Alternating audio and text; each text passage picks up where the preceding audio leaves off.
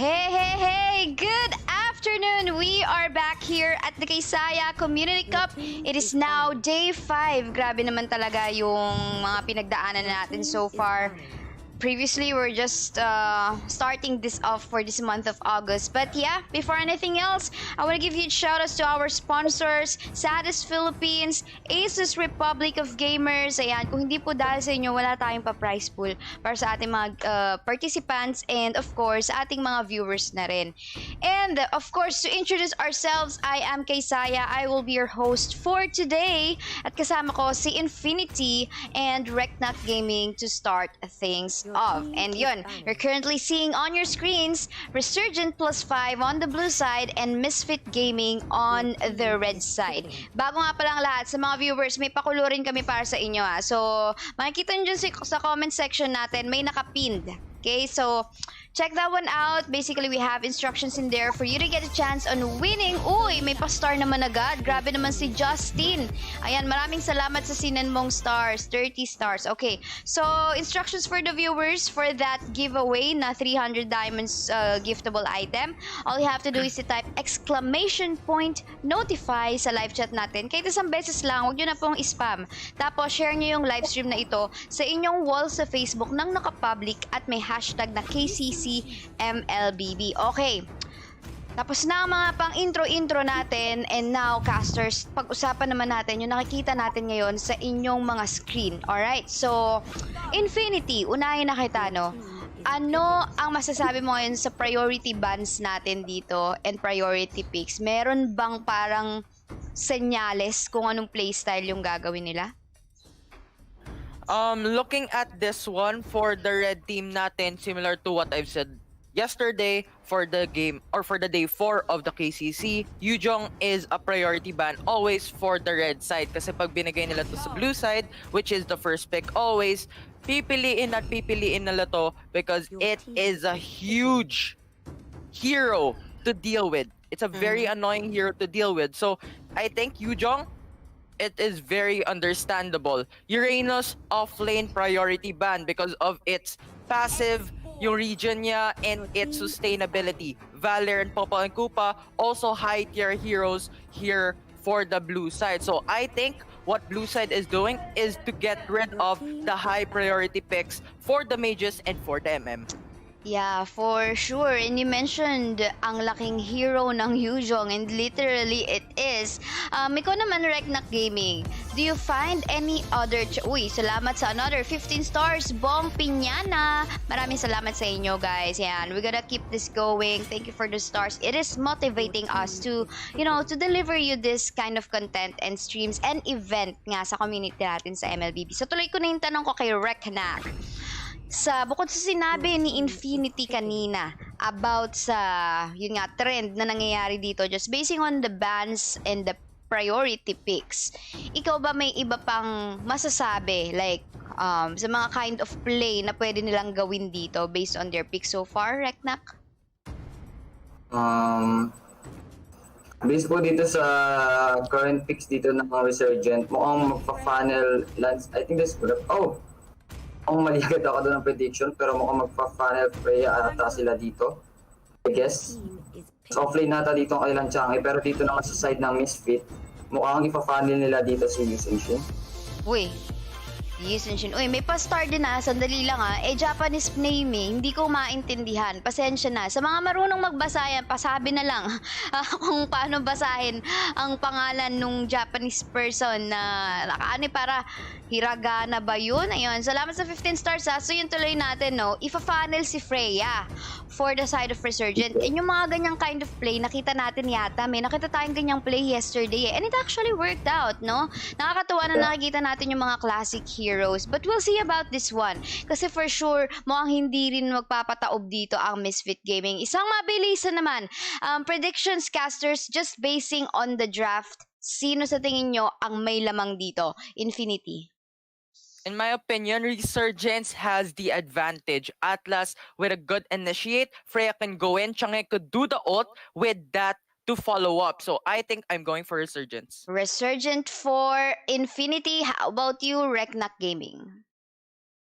I'm in favor with Infinity, but I'm gonna go with Misfit Gaming PH here. I want to see how will they dominate Resurgent using their lineup with it, which is Funnel, Isunshin having that Tamus and Export together, the lineup. And Having Louis. okay, so divided ang ating casters ngayon. Parang ano, united we divide. No, kung ano man ibig sabihin nun, ano. Pero, well, Diggy, I'm surprised to see this hero again. But for the meantime, I guess pasa ko na sa ating casters. Infinity and Reknak Gaming, take it away. Thank you very much, Ate Kaisaya, for that wonderful intro. And we are now here at the day 5 of the KCC MLBB Game 1. So this is Resurgence versus Misfit Gaming. So on the blue side, we have the on the blue side we have the team of Resurgent here. We have C. Let's just introduce the players real quick. We have C2 using the Selena, Zens with that Cho, Sui Chu with that Atlas, Curry Long with that Freya, and Santos with that Tang. Hey, on the side of Misfit Gaming PH, what do we have here? Infinity. Misfits Gaming, Ratbu using Yisenshin, Charv using Export, Viper using Tamus, Riley using Luoyi, and Lancy using Diggy. And what's interesting is we don't see Diggy that often in the current meta. So I just want to ask Reknak, ano yung sa tingin mo yung reason behind using Diggy on this setup? Ayaw siguro nila dito na ma-burst talaga sila, especially the set coming from that Atlas. Gustong-gusto nila dito i-deny si Atlas using the time journey. I think it will be reserved for the time. I think the time journey will be reserved for the fatal links of Atlas. So meanwhile, dito nga sa may mid lane, nagkakaroon dito ng konting bakbakalan naman, pero low in HP na nga lang din naman dito si Chang. Kaya hindi na rin matutuloy bakbakan dito si Tamus. Tamang kakawin na lang din dito. Infinity, sa tingin mo, ano kaya naalamang dito, no? Right now, we are looking at an even level playing field. We don't see that much advantage early into this game, especially when we are seeing a 1-to-1 kill advantage. But with that engagement on the bottom side, we have another kill coming into Misfits. I think Misfits is going very aggressive early game, with Xborg being very sustainable, but we're looking into the fight once again in the mid lane. Reknak. Tuloy bakbakan, tamang out na lang. Di na rin makakatakas dito si Taos. Di niya kaya sustain yung damage na binibigay dito ng tatlong heroes dito ng Resurgent. Pero sa tingin ko makakakita lang naman dito sila sa top lane para naman bubugin dito si Xborg. So nakaramdam na lang din naman dito si Charv, kaya tamang mambaut na din siya dito. Pero sa may bot lane, tatlong members dito ng Misfit Gaming PH mo ang gusto ata i-push. Gusto na ata nila i-recta itong bot lane. Yes, indeed. And now we are looking at opposite strong sides. The blue team has their stronger lanes on the top lane, and the red team, Misfits, is stronger on the bot lane. But I think the blue team is looking to be very, very much aggressive to these top lane. Xborg, they don't want him to farm. Atlas is going in for the second skill, but is not enough. But Degi and Loyi is looking for a support. Turtle is already up here, so it looks like Misfit Gaming PH wants to start this turtle. I think there will be a clash here. I don't know if there will be any response coming in from Resurgent, but Chang is giving a vision for her team. But here comes Selena with the second skill, and it looks like Misfit Gaming is gonna be secure this turtle with a red tree coming from that Yisunshin.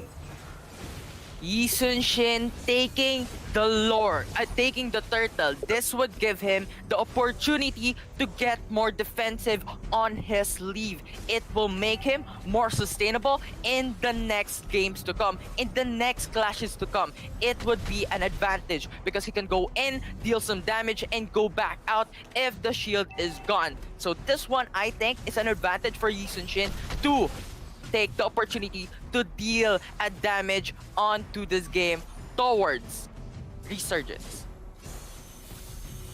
It looks like there's gonna be a clash in the mid lane. Oh. Hindi naman pala tinuloy dito, so tamang ulti lang din naman dito si Chang'e para naman i-clear lanes. Tamang poke-poke lang dito. Tinamaan si Digi, nag-SS na rin naman si Yisunshin dito. At mukhang ito na, akala ko papasok dito si Atas pero di naman itutuloy. Gustong-gusto na basagin dito ng Misfit Gaming yung bot lane dito ng Resurgent, pero hindi nila magawa dahil grabe din yung defense na ginagawa dito ng ating team Resurgent, no? So what is very interesting and what I like about Yisunshin is his global ult. it could give information to the red team, to Misfits, so that they know where each and every single one of Resurgents are. And this one, I think, is a very good advantage in the later times to come. In the mid game, into the late game, they know if they're going forward or if they need something to contest to. But we are looking into the fight once again in the top lane. Thought there will be a clash there, but they didn't even initiate the clash. Selena's just giving vision to her teammate, but looks like Misfit Gaming gonna push this top lane. And on the mid lane, I think on the mid lane, Sorry, I thought Misfit will right gonna now go. what I think is that Resurgence is in a bad position because Misfits, we are looking at a 2-2 kill. Equal kills, equal fights. But Team Red, Misfits, is going with a 2k gold lead regardless if Team Blue has the kill lead. So this is very much a very interesting fight, even though if they have more kills and more objectives taken, I think Red Team is looking at a very good hand here. Yeah. So I agree just with want to that. ask right now, what do you think would happen in the next fights to come, in the next clashes to come? Sa tingin ko dito kasi lalamang dito yung team ng Misfits dahil more on objective sila. Mas pinaprioritize nila yung push dito kaysa kills, pero etong team ng Resurgent dito more on kills sila, more on hunting their enemies. Is mas importante yung objectives kaysa naman sa kills. Objectives indeed are more important. And speaking of objectives, nandito na yung turtle with 6 minutes into the game. And Freya is very low in forcing him or her to retreat back into the base, and that gave an opportunity for Misfits to go for the turtle. Selena going for the abyssal arrow to face check, but it is not enough. Red team has taken the turtle and looking into a fight in the bottom lane. Reknak. Looks like in the bot lane. I think Misfits gonna try to push this, but they don't have any minions there, so they will just back away. And I think they will be proceeding to mid. The abyssal arrow just hit that Diggy, but that doesn't have enough damage to kill that Diggy. On the team of Resurgent, I think they're going to try to kill Viper here, but Viper just keep on clearing the lanes. On the bottom lane, Xborg is trying to segue. Yes, indeed, but that wasn't enough, and that forced everyone to disengage in that fight. Shin looking for the red buff, looking to invade. Selena, abyssal arrow connects, but it is not enough. No follow-up coming from an enemy team. Loi shuts down another kill for their team, and now that makes the kill lead even for both of the teams. And now we are looking for another potential fight here in the bottom lane. Reknak. It was just an intense clash over. I thought Selena was going to kill Shin, but she didn't even pursue it. But while here in the bot lane, there's a clash ongoing. Diggy just the second skill and then go Atlas died hands of Shin. Abyssal arrow didn't connect. And Misfit will just gonna go push this turret on the bottom lane. I think they will be going to try to push. With that clash, that gave the opportunity for Misfits to go towards the inhibitor turret, which they succeeded to. And now we are looking into an advantage in the later fights to come, in the later laning stages to come, because Team Red, Misfits, have the super minions up on the bottom side. Reknak, what do you think about this one? More kills coming in from the team of Misfits, so I think this will be difficult for Team Resurgent to come back, since Shin is already getting enough items for him or her to be able to fight, to get more kills for his team. And the turtle has been secured here by Shin, which makes it much difficult for Team Resurgent to kill that Shin. Infinity? Difficult is what we are seeing, because Misfits is going into the turrets, is going to push for objectives. The turtle is not enough. The tier 3 turret of the mid lane of Resurgence is not enough, and now they are looking for the base. They are looking to finish this game, and this might be it. But Atlas goes for the fatal chains. Reknak, what do you think? Akala ko dito makakapag-set ng maayos si Atlas, but nakancel na yung time journey. Like what I've said earlier in the early game, in the early stages of the game, that time journey will just be reserved for the Fatal Links. And there's a clash going here.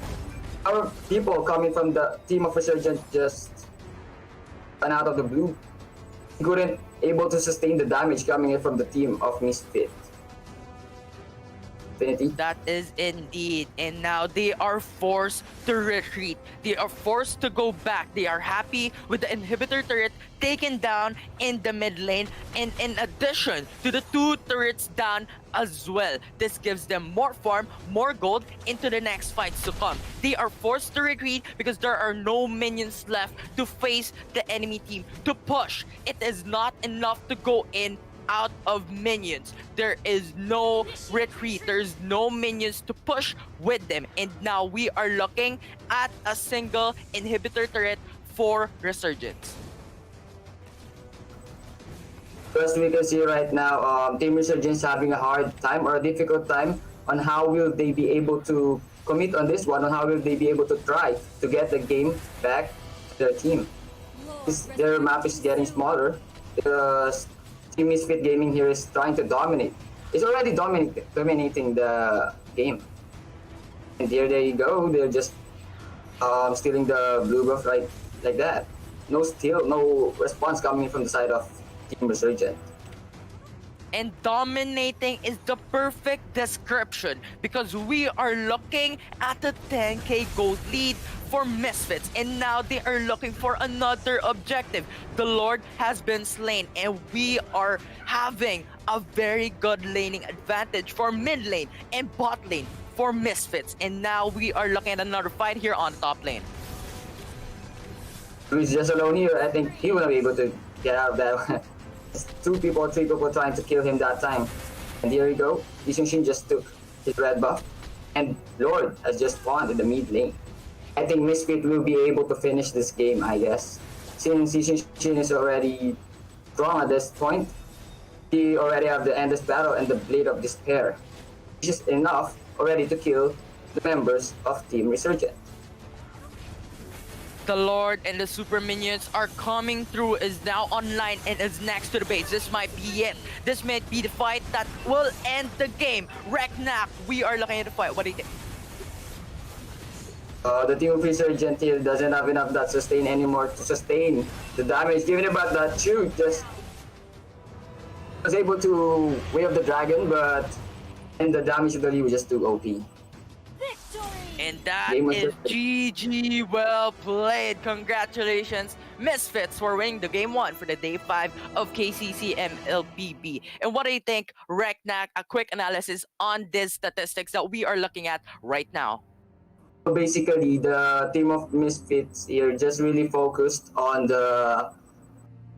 getting enough gold, on getting the needed items to fight, while team of Resurgent, they really focused on hunting enemies, on kills. Basically, they lacked on objectives. I couldn't have said it better myself, and I just want to call out Ate Kaisaya for the post-game analysis.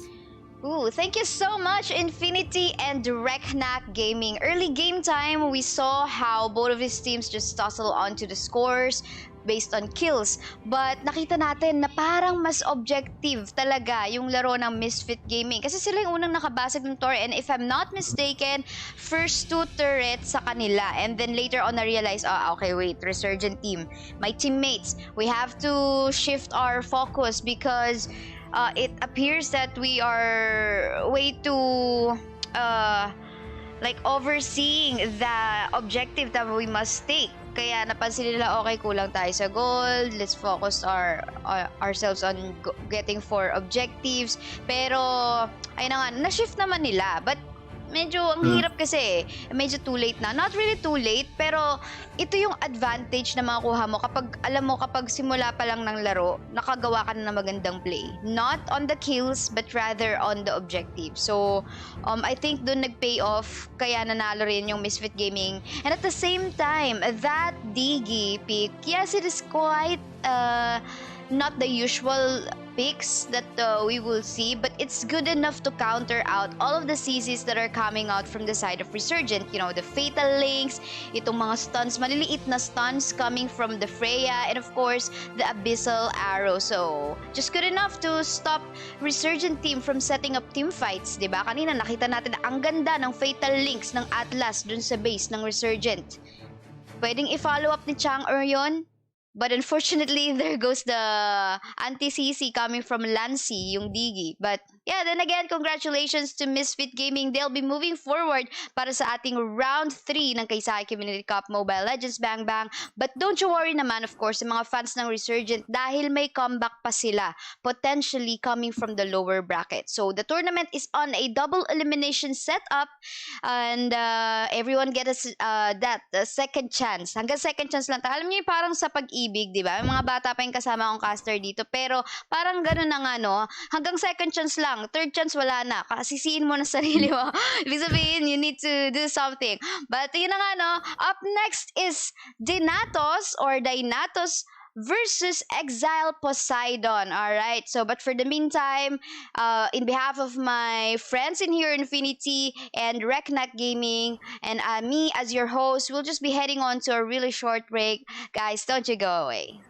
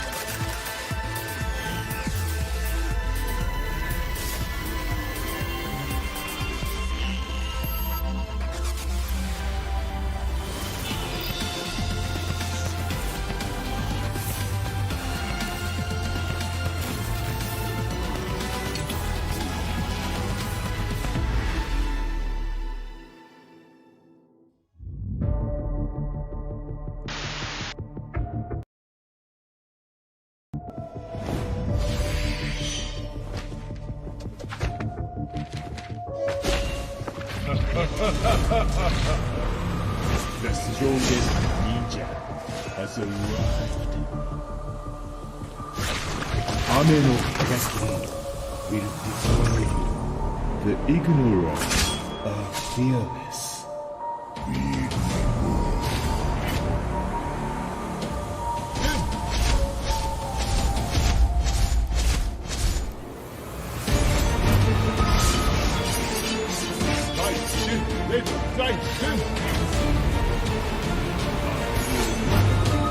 Even stronger.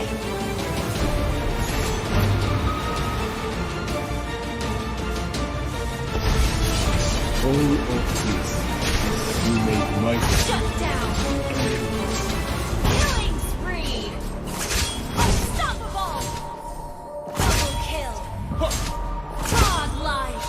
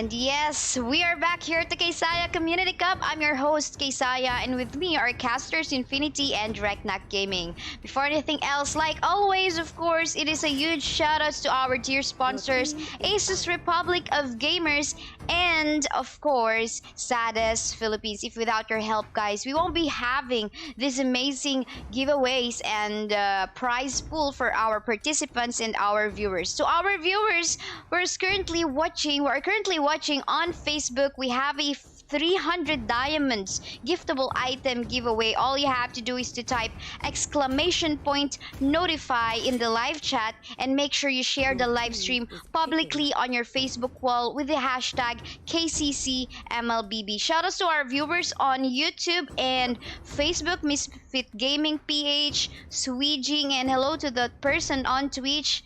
I don't want to pronounce your name, so it's kind of like dangerous if I do. We might get demonetized and all. Just kidding. But yeah, casters, Infinity and Reknak Gaming. Do you expect any other heroes from the? Well, I can't say. Yeah, we can still. I want to ask if you might expect any other heroes getting banned in here for the second phase of banning, given that you know there are like new heroes like that of the Freya, like that of the Diggy. Any thoughts about that? Let's start with Infinity. Looking at this one, that a tank has been banned from the red team. There is a potential that we may see a tank ban coming in from the red if the team Dynatos won't pick a tank on their second and third picks. But Eason Shin coming in the second slot, I'm really not that sure. Popa and Koopa. So I think a tank ban is very much priority for the red team to do so. But how about you, Reknak? Anong masasabi mo dito? What are your thoughts?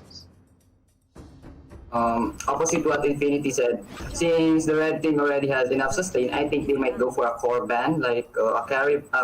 No, the team of the team already have a marksman, so they might go for another core ban, I guess. Sino kaya yung core ban na yun? Is it an assassin or a marksman? Do you have any like guesses lang? Infinity. If it were a tank, it would probably an initiator Atlas or something similar to that one. Oh, there you go. And which happened right now. Yeah.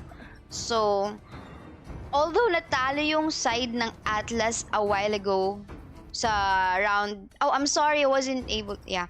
Well, anyway, although natalo yung side ng Atlas kanina from the Series 1 that we've seen a while ago, ang ganda pa rin ng potential niya kasi no, na makapag-set, especially that this is not a single target hero. So, if that Atlas actually given an opportunity to pick up some heroes, 3 is fine, sure, why not? That's majority of one team. Ang ganda ng setup. But nakita nga natin kanina from the previous teams that we've seen, they made use of Diggy to counter that one. Halos nakalimutan nga si Diggy, no? Especially now that there are a lot of CC heroes. Halos nakalimutan si Diggy. But yeah, for the meantime, another core hero in here is gonna get banned in the form of a Harith. Do you find this kind of wasteful or tama lang? Reknak Gaming. I think the Harith ban is a good ban. There will not be that much burst damage coming from the Harith because the team of Exile here has enough sustain capability, having that 2 tanks on their side, which is the Kufra and the Garat Kacha. I wanna give shoutout dito kay Padua Joseph. May pinapasabi siya. Ichigo lang ang pogi sa Exile Poseidon. Ikaw ba to? Baka mamaya ikaw to Nag-send siya ng 10 stars. Ayan, thank you so much. Alright. Someone from YouTube is saying something. For now, meta, I think it's better to pick carry first than the tank. And from the pick, Dynatos had a chance of 60%. Winning 60%. I don't know what our casters think about that. Because but maybe they can discuss that later on as things progress on this match. But for the meantime, isang mabilisan, give me your predictions. Infinity, walang explanations, just your vote for decide para sa sino mas magandang draft dito. Infinity. I'm going for Exile Poseidon. Exile Poseidon, Reknak Gaming, ikaw naman. Also going for Exile Poseidon. Ooh. Meron tayong 2 votes for Exile Poseidon. Yeah, but for the meantime, I'm gonna give the floor to our casters, Infinity and Reknak Gaming. Take it away. Thank you very much, Ate Kaisaya. And we are looking for the game 2 for the KCC MLBB Day 5. And it is very much an exciting feat. What we have achieved, and right now, we are looking at a Papa and Koopa being used by Minsky, Chow being used by Chow being used by MOJ, Sana being used Xborg, Jeongyeon using Yisun Shin, and Senku with that Selena for Team Dynatos. Reknak. The team of Exile Poseidon, we have Chuyu with that Kufra, Escanor with that Gatot Kacha, Ryu with that Joed, and this Navaok with that Moskov, and Cian with that Fanny. Indeed, indeed. And now I just want to point out a quick point on what that person said on YouTube. You want to pick carries first in general, but if you want to be more creative, if you want to make a counter play on their carries, then you may go for the tank first, which I think what Team Red were going for a different type of strategy, because if you go for a carry first, that would give you the opportunity to draft based on that one. But we're looking into another fight here on the mid lane. Reknak. I want to see here how will Team Exile will execute Fanny, but here on the mid lane, I think Fanny will go low in HP here, so she will just go back away. And speaking of Fanny, it is very interesting because they don't have a mage. They change a mage role for Fanny to get in, which I think is understandable if you want to play the game for burst. Fanny is mainly for bursting. Moskov is there to sustain. And all the roles are there to have it. So I think this is relatively understandable, and that may be the reason why they went for a tank first. And if you look at the draft, Kufra, Gatot went for tank emblems, but right now Kufra is getting pinned down. Reknak. And that Kufra just went down with the hands of the Yisun Shi, but looks like two people of the team Dynatos here are coming into the mid lane to give their response with the clash right there, but Fanny will just get out. Even Joe have just back away because they will not be able to fight that since they are lacking members on that clash. Infinity. I think they want to go for gold. Fanny is there, rotating always. Gatot, life has been sacrificed for Fanny to live, and Fanny is now going in to dominate the game with a blue buff, going in for more cooldowns, more hits, more damage, more DPS, and that made Xborg in a very low situation, and that meant for Xborg to go back to safety and Kufra to free farm in this lane. But another has been slain. Selena went up to make a play and successfully doing it, making the kill lead onto Dynatos. So on this fight, we are seeing these both teams are focusing more on kills than the objectives. And the turtle is already up here. No one is starting the turtle yet. Both teams are having their vision at the turtle side. But I guess Joed, I thought Joed was gonna start that, but he just used his ult to give vision to his teammates. Meanwhile, in the mid lane, there's a clash ongoing, and that Kufra just back away. And I think the team of Dynatos wants to start the turtle over here, but Joed was seen there on the right bush, but wants to get and kill this Yisun Shin, but his damage was not just enough. Having that Popol and Yisun Shin killing him altogether. Infinity. Moskov has been slain on the top lane, but the retreat, the trade-off was there. They went for a 1-for-1. Moskov was killed, but Selena was dead otherwise. But right now, we're looking into another clash here in the mid lane, Reknak. And there you go, two members here died. Even Kufra just died in the hands of Yisun Shin, where Yisun Shin is already killing spree here, which is a huge advantage for the team of Dynatos here. because at the early stage, Yushin is getting enough gold to be able to buy the needed items so that in late game, he will rise than Moscow. Looks like Team Exile wants to start this turtle, but then it will just be resetted since no one tanked the turtle for Moscow right over there. And Celine is just having her vision here in the turtle side. Initiate retreat. Infinity. With the 2k gold lead for Team Dynatos, they are looking with a very good situation right now. They are initiating the turtle. They are going for it. They want it and they got it. Turtle has been slain by Yi Sun-shin, and Yi Sun-shin is going to be a dominant player into this fight. He has the turtle. He can go in and out with the shield. And they are going for a 2 kills. Now looking for the 3. And that is it. Selena has taken down Gufra in their pockets. Fanny is the sole survivor looking to defend the mid lane. Does he do it is the question. He wasn't able to def the mid lane since he lacked energy. I want to commend Selena for the last clash over there because she was able to commit a very good play over there. She was able to kill a member of Team Exile using that Abyssal Arrow.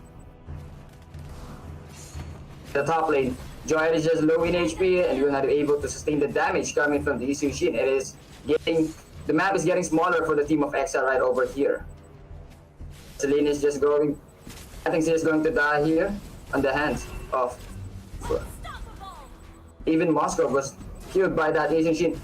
Yushin was able to give a free hit over right here and then he goes shut down coming in from that fan. Finicky. So I just want to say something on that fight. Selena used Flicker to do nothing. There were not connecting. There were no follow-ups from Selena and his teammates, which meant them destruction. Red team could do something to defend themselves. They have 2 towers on between that fight, and that gave the opportunity to Team Exile to dominate that engagement, which they did. But we are still looking at the double kill lead for Team Dynatos with a 4k gold lead. Now this is very much a very interesting fight. Gatot looking to initiate a fight and to farm Reknak. What do you think? I think the team of Exile Poseidon here needs to focus on the objectives than going deep in the map, and here it goes. The Totkacho was just killed by Chu using the Way of the Dragon. And even Moscow was just killed by the Chu, having the double kill, and the third has been slain here by Yushin. And this is a bad situation for Team Exile Poseidon. They are focusing more on trying to go below the map in order to kill someone, but it turns out the opposite way, and here in the mid lane there's a clash going. Popo is just low in HP. Fanny will go and try to kill that, and killing spree coming that Fanny. And Yushin will just go back away, and here comes Selena with Abyssal Arrow, and it doesn't connect to any member of the Team Exile Poseidon. Thank you. Export looking to another fight. Ultimate is used. Kufra is there to make a play, but is not enough. That would stall the game. That would stall the blue team. Team Dynatos to go for more kills. Jawhead was on to safety. Now Kufra was sacrificed to save his teammates, which I think was kind of worth it. Attack, sacrifice for a fighter. And Right now, indeed, what do that you was think? I just want to ask, what do you think looking into this fight with 3 towers down, with 2 tower objectives, advantage for Team Dynatos with around 6k gold lead? What do you think are you looking at into the mid game, into the late game? This Yushin will be able to give a huge damage into the members of Team Exile Poseidon since he was able to farm enough gold needed in order to rise up in this game. Here we go in the bottom lane. There's a clash going here. Yushin was shot down right there, and Ryu was also killed there. And it looks like hopefully we're gonna be here by the 3 members of Team Exile Poseidon. Oh, I mean by the team of Team Dynatos. The top lane, Team Exile Poseidon will just go for a trade here, a trade of push rather than a kill. Resurrecting soon. Looks like Team Dynatos wants to push this mid tower, and they were able to push that tower. So Infinity, do you think there's a chance of comeback for Team Exile Poseidon? Yes, indeed, because if Fanny gets a play, if Fanny gets more items, gets more hits and kills, I think there is a potential to win for Team Exile, but I don't think it would be anytime soon. They should prolong the game. They have Kufra, they have Gatot, they have Johed, some strong, capable front row fighters to make an initiating fight, and they might win this, but we are looking into a big disadvantage here on the top lane with a fight. And yeah, there was a big disadvantage for the Team Exile Poseidon since they lost a tank right here. I think they're gonna be lost. I think they're gonna lose that, but then Jol was able to go back with it. There's a nice set coming from Kufra here. There was not enough damage coming in from the side of Team Exile Poseidon. That fight was quite interesting. Jawhead used his uppercut, used his knock up for Koopa. It was not the main hero. It was not anyone that they could get any gold advantage from. And I think Kufra's initiation was actually very good, as you said, Reknak, but that one was overcome by the damage output of Team Dynatos, the damage of Selena, the damage of Yi Sun Shin. Now Gatot goes for the ultimate to try and steal the Lord, but the damage from that one was not enough and it was too late. And now Team Dynatos goes for the Lord. I think there is a mistake coming from Team Exile Poseidon. They should have just given the Lord and just waited for the Lord and plan on how to defend their base, rather than having that Gatot killed and Team Dynatos was able to secure that Lord. Here in the mid lane, the Lord is already walking towards the base of Team Exile Poseidon. The question is, will they be able to end the game? What do you think, Infinity? Ending the game is what they want. They don't want Team Exile to prolong this. And now Popo and Koopa is going for the ultimate, going for in the stun. And Kufra is initiating the defense, initiating the fight. Fanny is going in as well to produce more damage, is being CC'd by the Chow for the Way of the Dragon, and Fanny has been shot down by the Yi Sun Shin, and this thing could be the end of the game. Export is going in with ult, going for the burst damage, and godlike for the Export. Indeed, they don't want to prolong this, and that is it. GG, well played for Team Dynatos for the game 2 of the day 5 of KCC MLBB. So I just want to ask again, Reknak, what do you think looking at the statistics of the post-game analysis? They were not able to execute that Fanny pick. They were not able to execute the Fanny pick in a good spot, in a good play. The Team Dynatos was able to counter out that Fanny by means of killing that Fanny and taking her blue buff. And with that said, let us call on our host, Kaisaya, for more insights on this post-game analytics. Thank you so much, Infinity and Reknak Gaming. Well, what I can say about this match is that although Cyan, that Fanny, excuse me, got the MVP on the side of Exile Poseidon, I still find her having a hard time going for kills and everything. You know, the energy wasn't just enough for her to last in dealing damage and everything, because most of the time she is forced to back away. Although imagine if she doesn't need that much energy to pull off some executions, right? But you know, sometimes we will see her just go back away because not enough energy, even though she got that buff. So I think Fanny is quite underwhelming right now in the current meta, that she is having a hard time to match up with those other heroes that doesn't require much of resources to pull off something.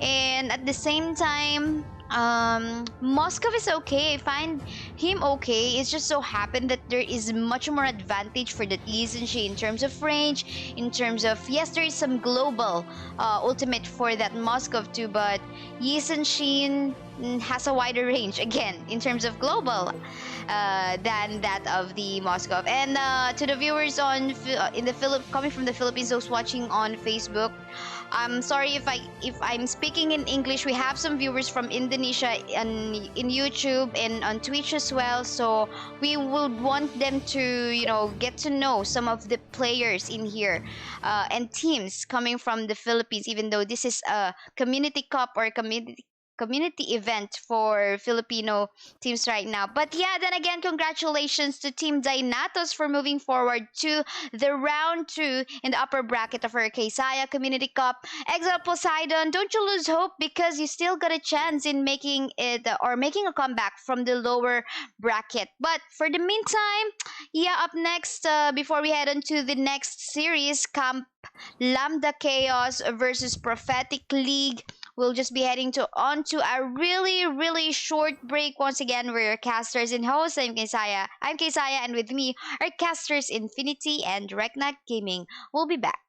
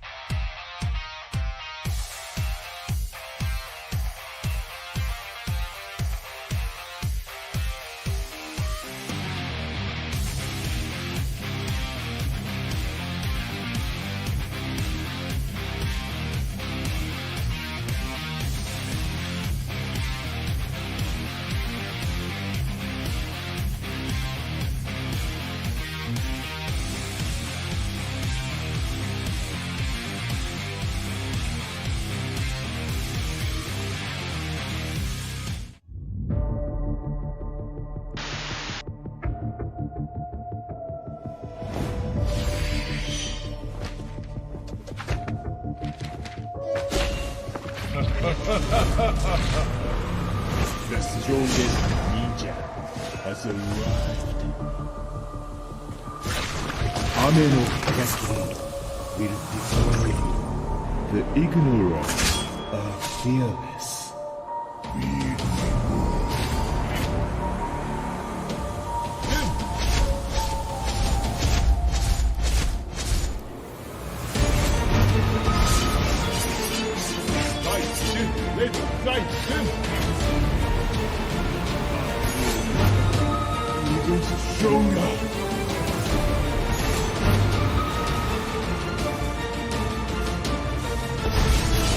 All of this you make my Shut down!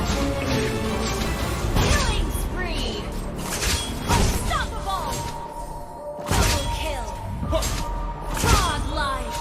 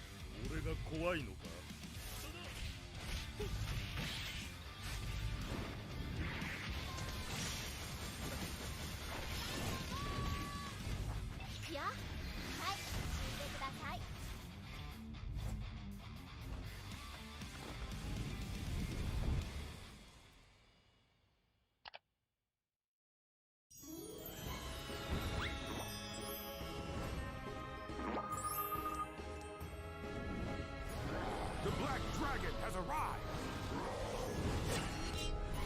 New adventure, new legend.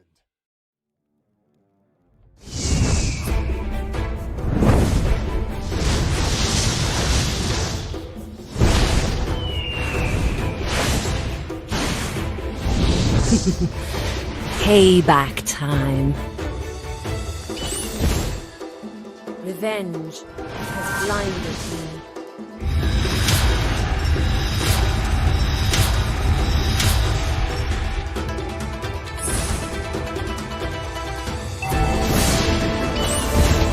Godlike. Double kill. Your team destroyed a turret. Killing spree. The higher Legendary. Ally has been legendary. Double kill.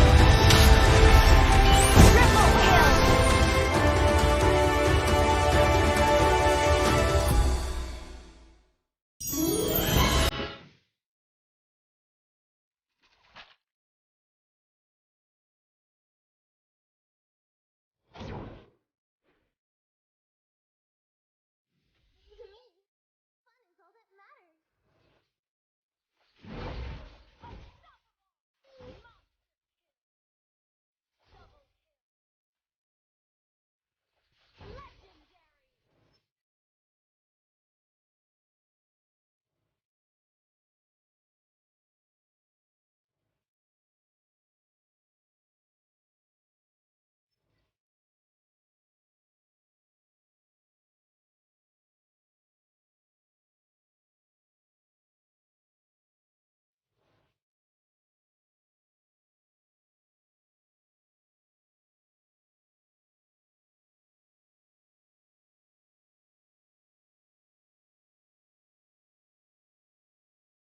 Welcome back to another episode of Hero Spotlight. This week we are bringing you the Desert Scimitar Khalid, who will be available for pre-order on July 31st. And on August 7th, Khalid will join us on the battlefield. Possessing the power to command sand, Khalid is a valiant and swift fighter who can deal persistent AoE damage and roam with ease. Khalid's ultimate allows him to generate a substantial area of effect, helping him lock down the victory or turn the tide of battle. First skill, Desert Tornado. Khalid whirls his scimitar, dealing damage to nearby enemies. If an enemy is hit, Khalid can leap in the target direction and auto-cast his skill again up to 3 times, increasing the damage dealt with each strike. Desert Tornado serves as Khalid's core damage-dealing skill. With this skill, Khalid can easily chase down enemies and max out his damage output. Second skill, Quicksand Guard. Khalid protects himself with the power of Quicksand, restoring HP and reducing the damage taken. Meanwhile, enemies in range are slowed. Quicksand Guard grants Khalid sufficient durability and survivability. Ultimate, Raging Sandstorm.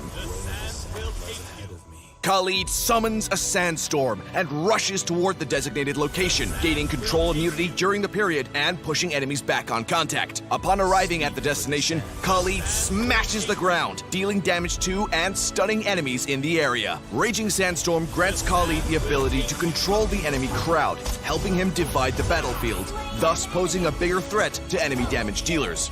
Moreover, the terrain-ignoring nature of this skill makes it perfect both for chasing and escaping. With Raging Sandstorm, Khalid can better team up with his allies as it provides great utility. Passive, Sand. For this land, till the last breath we fight! It's time for me to avenge you.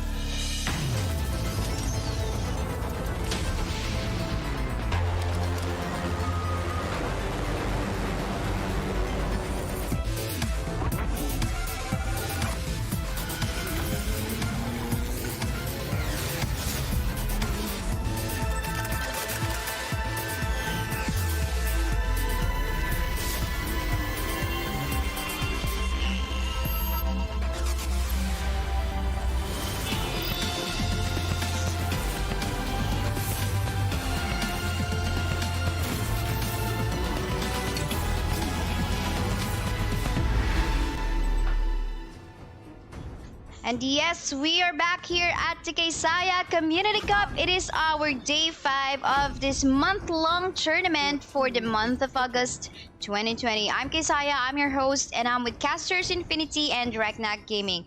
Before anything else, like always, of course, thank you so much to our dear sponsors, ASUS Republic of Gamers and Sadis Philippines. On your screen, you can see Camp Lambda Chaos on the blue side versus Prophetic League on the red side.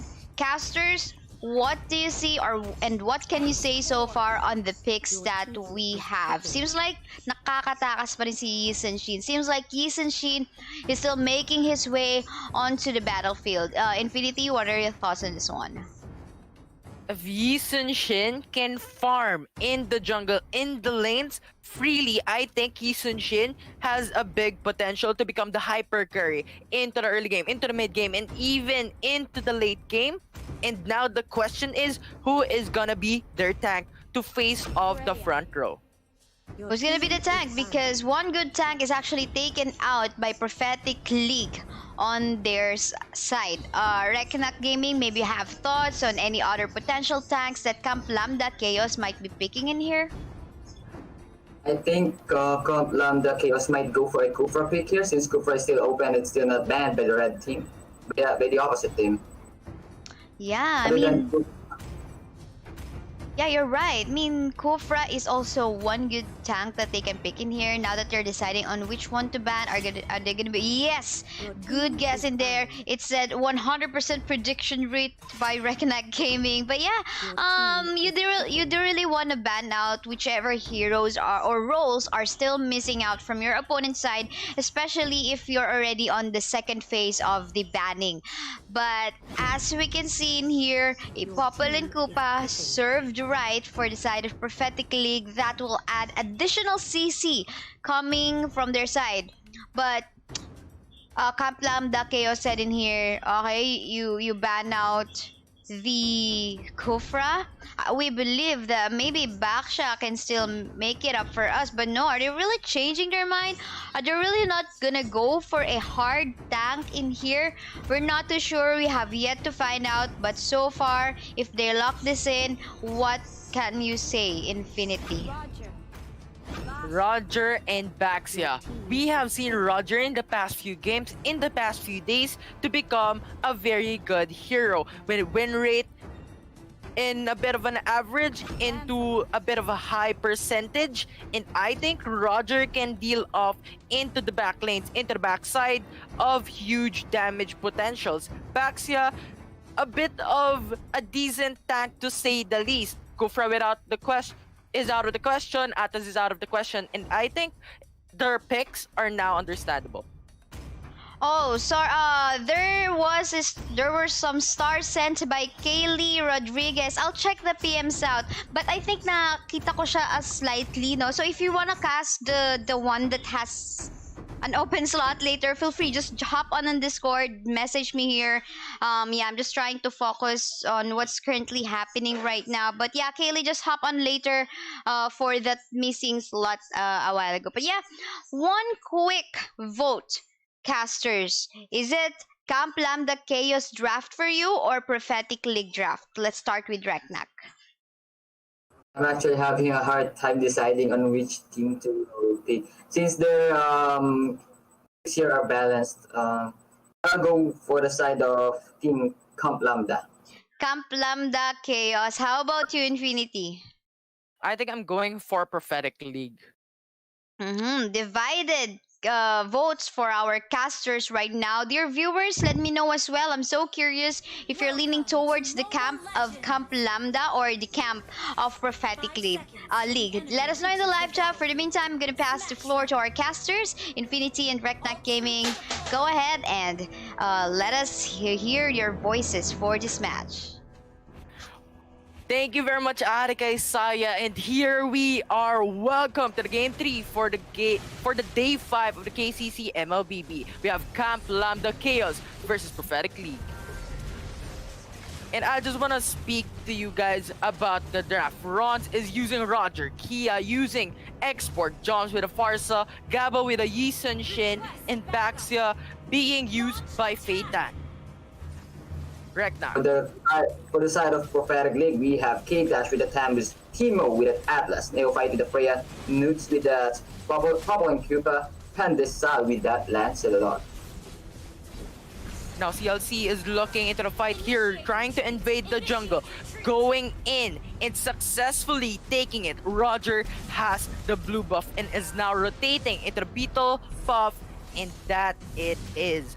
So it is actually very interesting. They lost a blue buff, which is very much needed by the Lancelot. If you have played Lancelot before, Lancelot's, I think, first or second skill is basing around a blue buff because it needs much mana to be used constantly with his combo for the ultimate and the first skill. So I think with the blue buff lost, this is going to be a very interesting fight. Right over there at the bottom, first blood was secured by that Lancelot. And here comes Koopa trying to bite that Eastern Sheet, but still doesn't have that enough damage. But look at this. The two members of KOS is hiding in the bush right over here, and I think there will be a clash right here. Atos able to stand that back shot. That back shot is not able to sustain that damage, but then there is still not enough damage coming in from the side of Team Prophetic League, and here they go. Atlas will be going down in the arms of Roger. What is your... In the arms of Roger, indeed. The power of Roger is there. The damage output is there. And now, Baxia is going to face check for an enemy team if ever to flush them out. And with that, they have the information. Freya is not there, but Farsa is looking to be very, very much in a dangerous position into the mid lane. And with that information, Freya went back. Baxia is there. Roger and Export is now pushing without a Freya to defend to, and that is Tower First Blood going into the side of CLC. So Reknak, I just want to ask you, we are now looking at a 1-to-1 kill lead for both of the teams. Both of the teams are going very aggressive. What do you think would be the next phase for any of these teams looking to go into the mid lane, and even with a turtle available for them?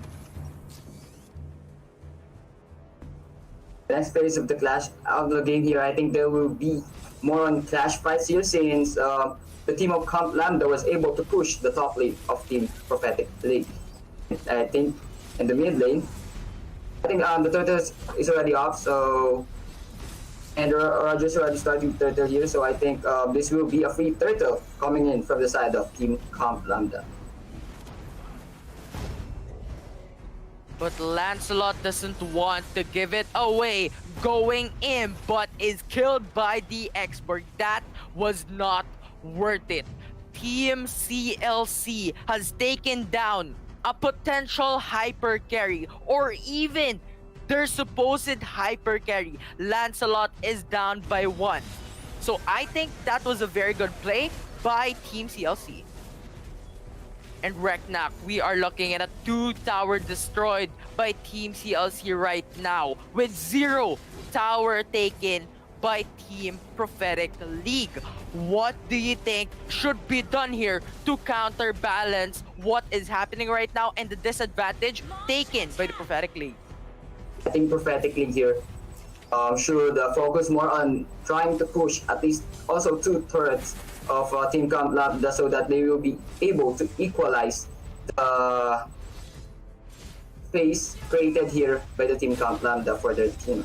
Since they were able to destroy the 2 turrets, but on the bottom lane, Tamus was killed by that Roger, which is another advantage for Team Comp LAMBDA. Yes, indeed. But Farsa is looking very, very much in danger with the Fatal Links not connecting to anyone. Roger goes in to support his team with the turtle buff in play, in an opportunity to make a situation to their advantage. And I think that was what's happening on that fight. Now Baxia wants to go in, wants to utilize his ult and make a play with a stun coming into Popo and Koopa. That's down. And now, a vengeance is up for Tamus, and it is not enough. Lancelot goes in to try and support. 1 left for Team CLC, and that is also down. Freya looking into another fight, but that is a disengage. And I think Team PL had an advantage, had the opportunity to take back what is theirs on that fight. I think Team Comlab lost in that clash, having a wrong position on that clash. They already had advantage because Parsa was able to steal the blue buff of Lancelot, and Lancelot having no blue buff is a disadvantage for Lancelot, since he will be having a problem with his mana and the cooldown reduction of his skills. Meanwhile, I think they will be able to see each other here. Here comes a better strike, was dropped there, and killing spree coming from that Parsa. And Clash is continuing right here, and Popol and Cuba just flickered out right there, and Alice trying to save this Popol and Cuba, and she was just able to kill that Popol and Cuba. Thank you. Yes, and Roger took the opportunity, took that kill to make it into a turret. They have finished the tier 2 turrets and the tier 3 turrets of the bot side of the top lane, and now they are looking to finish the tier 2 turret in the mid lane as well. Bax's jump did not connect, but no follow-ups coming from Team Prophetic League. Right now, with 65 seconds remaining, what do you think would happen when the Lord comes out? There's a possibility that Team LAMBDA would try to end this game in case they will be able to secure that Lord. Here comes Yusin Shin, having that ult to give vision to his teammates. LAMBDA is able to plan out on what to do, but Samus was just low in HP right there. He was not able to sting the damage coming to Yusin Shin, and the Fatal Links was connected, and there's a lack of damage coming from the side of him. Prophetic League, but here comes the rest. Hans coming to teammate of side of Team LAMBDA, and double kill coming to that Lancelot. Yusin Shin having killed right there. It's just a disadvantage, but then they still have this Roger having that killing spree, so they were able to still win that clash.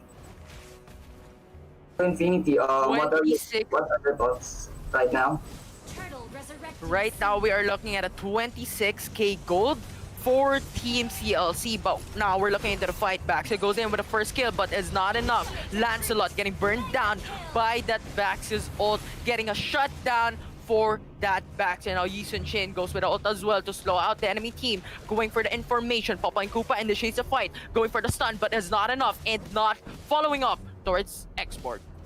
And now we are looking at the 10k gold lead by Team CLC with 6 towers taken. The only thing left for Team Prophetic League are their inhibitor turrets, and I think this might be a good landslide. This might be a dunzo. If Team CLC gets the turtle, I think this might be an end. Yeah, indeed, you're correct about that. Team Prophetic League here is having already a difficult time. Their map is getting smaller and smaller, as especially the Team LAMBDA is dominating the game. They're trying to invade side of Team Prophetic League, trying to make sure that Team Prophetic League wouldn't be able to get any more jungle right over here. And the turtle was, and I mean the Lord was, the Lord secured by the side of Team LAMBDA.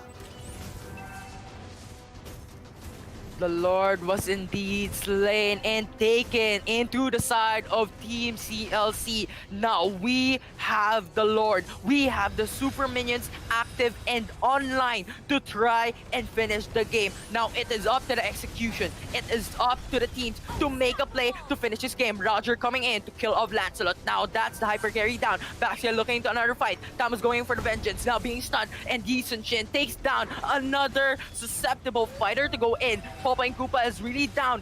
Freya cannot do anything, and Baxia and Team CLC is looking to finish the game. Monster kill with another kill, a little bit of extra to finish this game.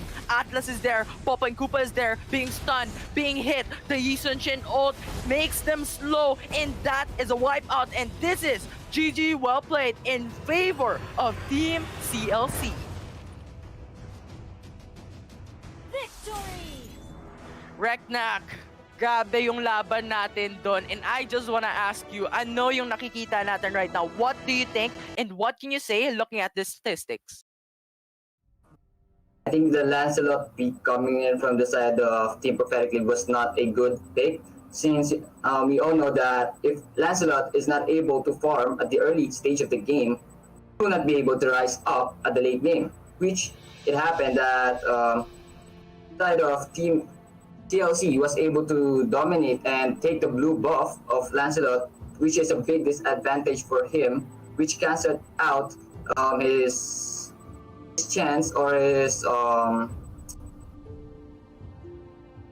goal to have the needed items in order to fight that Roger. But yeah, we all know that Roger is a OP hero, especially in the late game. Thank you very much for that one, Reknak. And I just want to call out our host, Kaisaya, for further analysis for this post-game statistics. Thank you so much, Infinity and Reknak Gaming. As for me, I wouldn't really say that Lancelot is actually a bad pick. It's pretty okay. As for me, I find the pickings of Prophetic League also an A-okay, not perfect. I mean, both can make some mistakes and everything. Both are actually good drafts. It just so happened in terms of the execution, most of the time, we wouldn't see a good setup coming from Timo. The Atlas, not Timo Champ, but yeah, the Atlas in there. That's quite confusing. I was actually waiting for that moment na makakapag-setup na siya, but that didn't happen. So, and most of the time, was it Pandesal? Yeah, the Lancelot, I think it's Pandesal, yeah. Pandesal would just go in even without the setup coming from the Atlas. So I think more communication still needs to be polished on the side of Prophetic League if they really want to make it work out. Because, of course, as Lancelot as well, you know, you have to wait for your initiator to set up the fight. You just don't suddenly go in and in the team fight try to get kills without the setup from your initiator. Like, it goes both ways, right? So it's not just we can't just blame Atlas for not setting things up. We can't just blame as well Lancelot for just going in. So something is missing still. But anyway, you know, Prophetic League, that's okay. You can still work on that one. You still have a chance in the lower bracket. So just make a comeback. You know, that's what our community cups are for. You know, for you to get experience on actual tournaments being organized, and you know, get yourselves prepared for a higher level of you know, tournaments like that of professional leagues and everything. But for Camp LAMBDA Chaos, congratulations for moving forward to our next round 2 in the upper bracket. All right, so to our viewers on YouTube, thank you so much. Also to those who are currently watching on Twitch, and to those people watching on Facebook, if you're wondering why we're speaking English, we just want them to feel at home too on our stream. So yeah, for the meantime, before we head on to our next series, which is Tagay Partylist and InvictusEsports, I want to give the floor to Reknak Gaming to maybe promote his page or his stream. Where can you find Reknak Gaming and everything? Go ahead, Reknak. At the moment, I'm just using Omnet Arcade since since I'm still saving money for PC stream. But yeah, would like to visit my page. It's Reknak Gaming Official. I'm currently having 1K followers right now and still grinding on streaming. All right, Reknak Gaming Official. Search him on YouTube and you'll find him. But yeah, thank you so much again to our sponsor, ASUS Philippines and ASUS Republic of Gamers. That's actually the phone I'm currently using to stream right now. Look at that, really cool lighting in there, the LED lights. Yeah.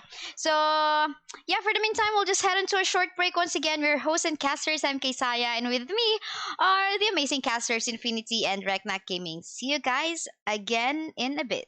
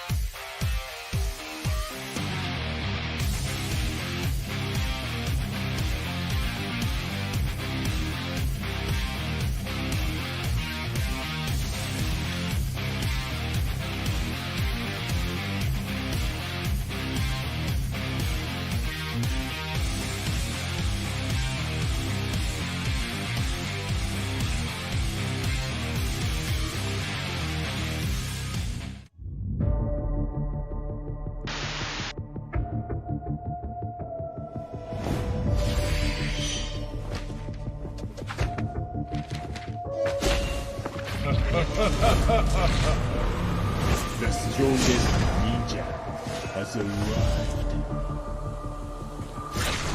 Ame no Tagay will destroy you. The ignorant are fearless. Even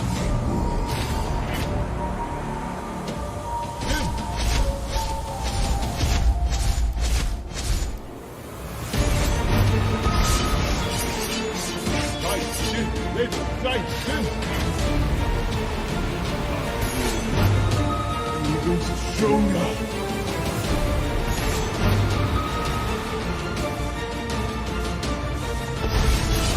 All of this you make my Shut down! Killing spree!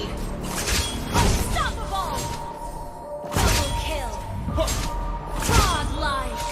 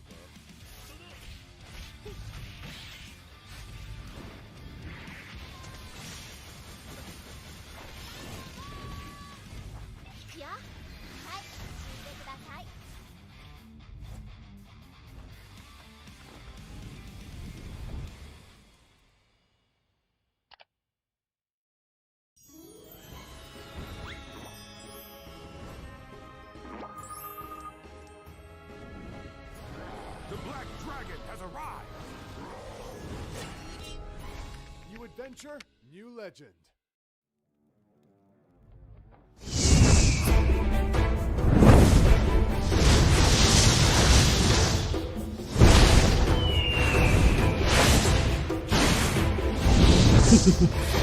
Payback time. Revenge has blinded me.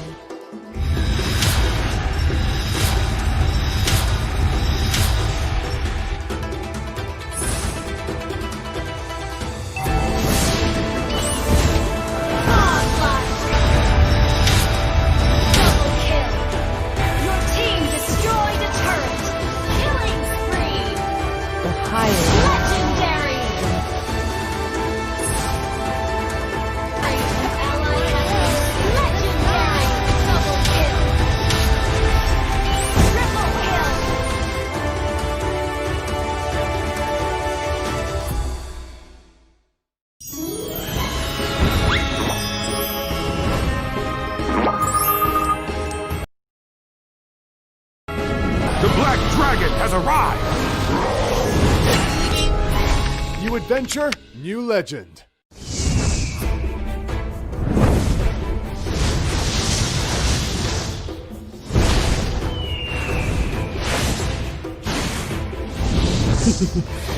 Payback time. Revenge has blinded me.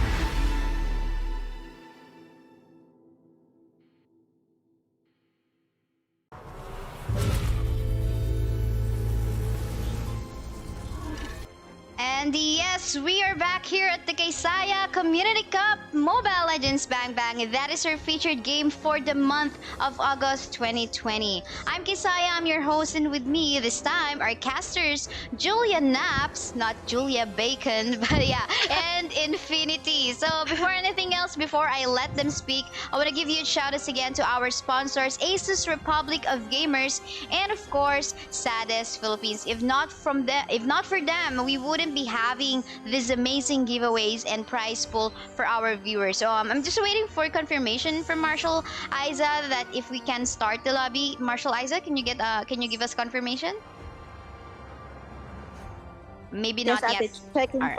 Alright, sure. But yeah, okay, dear casters, I'm not sure if you've seen the matches a while ago, especially caster Julia, but Julia Naps, maybe you took a sneak peek from some of the games. What can you say about what you've seen so far? Actually, madam, pinanood ko yung 3 games kanina. I think yung last game, sobrang ganda ng pickings, but the execution, like you said, hindi nila talaga na-pull off. So, I'm looking forward for this game to be more aggressive and, how could you say? Like organized or something? Yes, Yeah. organized. Okay. But I'm like, gusto ko kasing makita yung mga hindi talaga napipix talaga ng mga pro teams. Like, gusto Like ko Layla. ma-surprise. Yeah, Layla. Like Layla. Okay, don't discredit Layla. She is our tutorial hero. She's Yes, the yeah. one who helped us learn Mobile Legends Bang Bang. So do not discredit her. Let us give her some respect. So anyway, I think the teams are Layla. ready. So we're gonna be starting off the game. And to our viewers who are currently watching on YouTube, Twitch, and Facebook, we have a giveaway ongoing on Facebook. If you're coming from Twitch or YouTube, and if you want to join this 300 diamonds giftable item giveaway, you have to go on our Facebook stream, type exclamation point notify in there in the live chat, and share the live stream publicly on your Facebook wall with hashtag KCCMLBB. And now on your screens is the drafting phase for the best of 1 upper bracket round 2 match between Tagay Partylist versus InvictusEsports, both on the left side and the right side. So Halkert priority ban. I'm not too sure what can you say about that, but is this something worth it, Infinity? Helkert is indeed worth it. Helkert is one of the meta assassins that we are looking that deals of massive amounts of damage. Uranus, on the other hand, for team Invictus, is also a good pick if you're trying to draft around offlane picks, because Uranus, with a sustainability and with its passive, is actually a very good ban.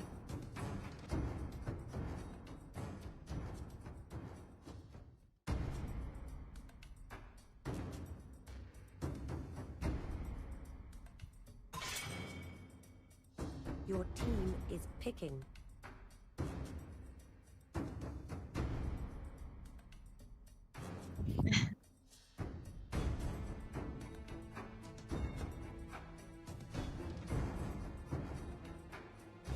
Okay, I really like the name Tagay Partylist, madam.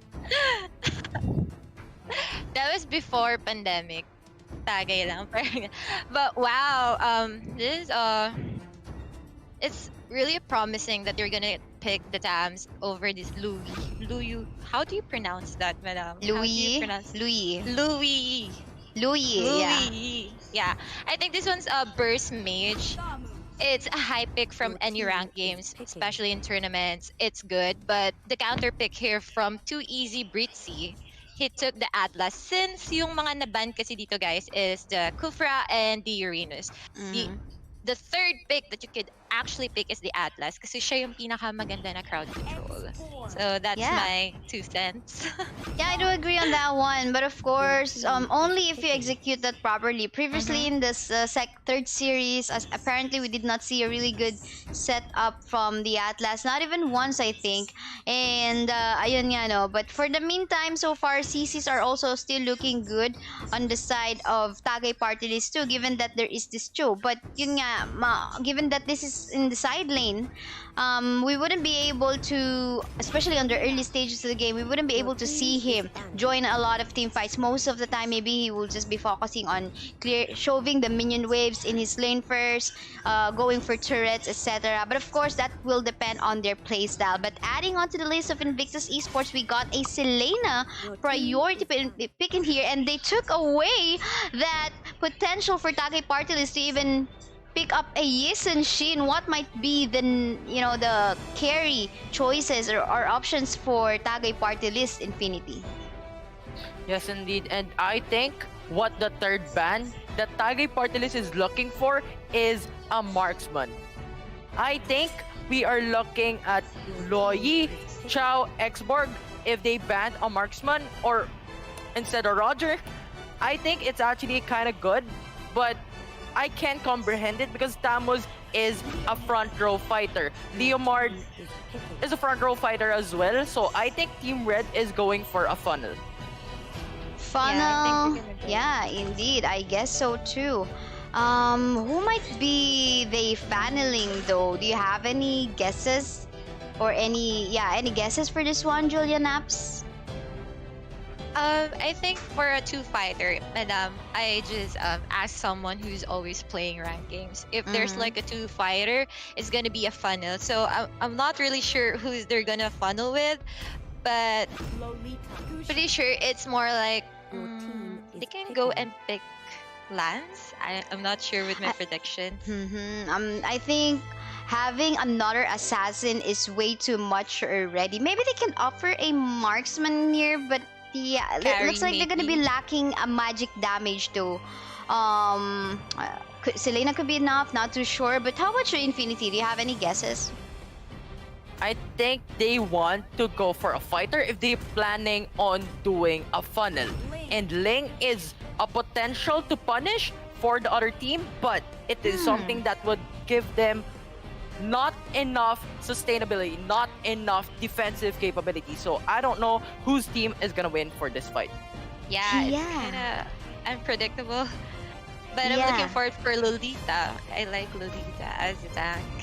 Yeah, I mean, I do agree on what Infinity said in there. They're too squishy right now. If the side of Tagay Partylist is actually able to pull off a good setup right in here, especially like, for example, Lolita being able to set up something, slowing and stunning the members in the side of Invictus Esports, it could be a disaster. But then again, it's all about execution. This is just the face value of the draft of the match. But for the meantime, quick predictions, casters, without any explanations. Tell me, sino ang mas gusto nyong lineup dito? Is it Tagay Partylist on the blue side or Invictus Esports on the red side? Julia Naps, mauna ka. I think I'm gonna go for the Tagay Partylist. Tagay Partylist just because of the name, no? I'm not gonna be asking you anymore, but Infinity, how about you?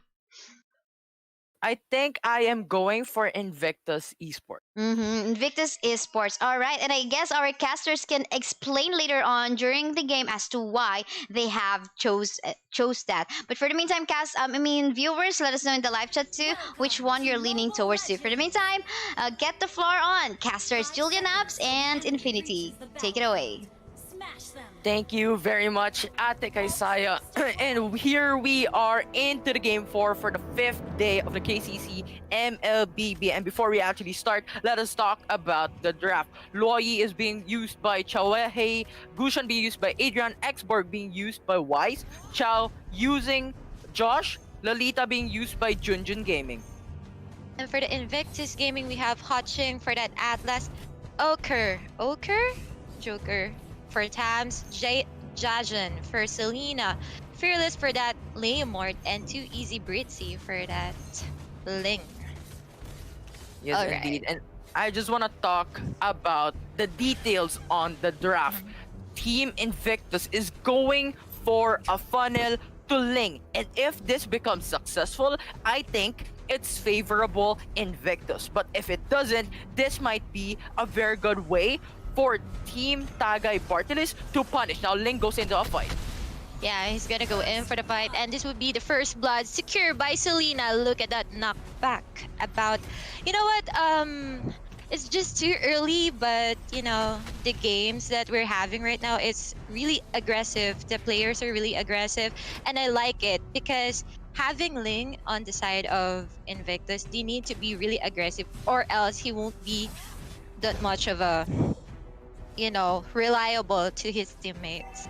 So And now Yeah. that is very interesting. Ling died. Ling died Yes. with, for some reason, it connected. The mid lane, Luoyi was able to take down Ling in that fight. And I think that engagement didn't give her a big edge, but Luoyi doing that, thinking Mhm. that they can punish Ling early game. Yes. Tama ka naman dyan. That's right, guys. So let's, you know, guys, I know you're excited about this, and looking back, if hindi nakapag-snowball dito si Ling, he's gonna be squishy. And we all know that Gushin is really a burst damage together with the Luyowi. It's hard to pronounce it, guys. So, you know, since it's a 2-minute mark, I think Infinity, what are your thoughts about their rotation? What do you think Tagay Partylist could do, and Invictus Gaming? That engagement on the top lane was actually very good for the side of InvictusEsports. Chow actually going for a bait, baiting out Leomord, actually almost killing him. If that would be the case, they would have went for a 1-for-1 trade-off. But this team Tagay Partylist went for a support, went for an early roam, and went to the top lane to actually kill of Leomord for a 0 trade-off. So that was actually a very good kill, and that made it so that Tagay Partylist had the kill lead.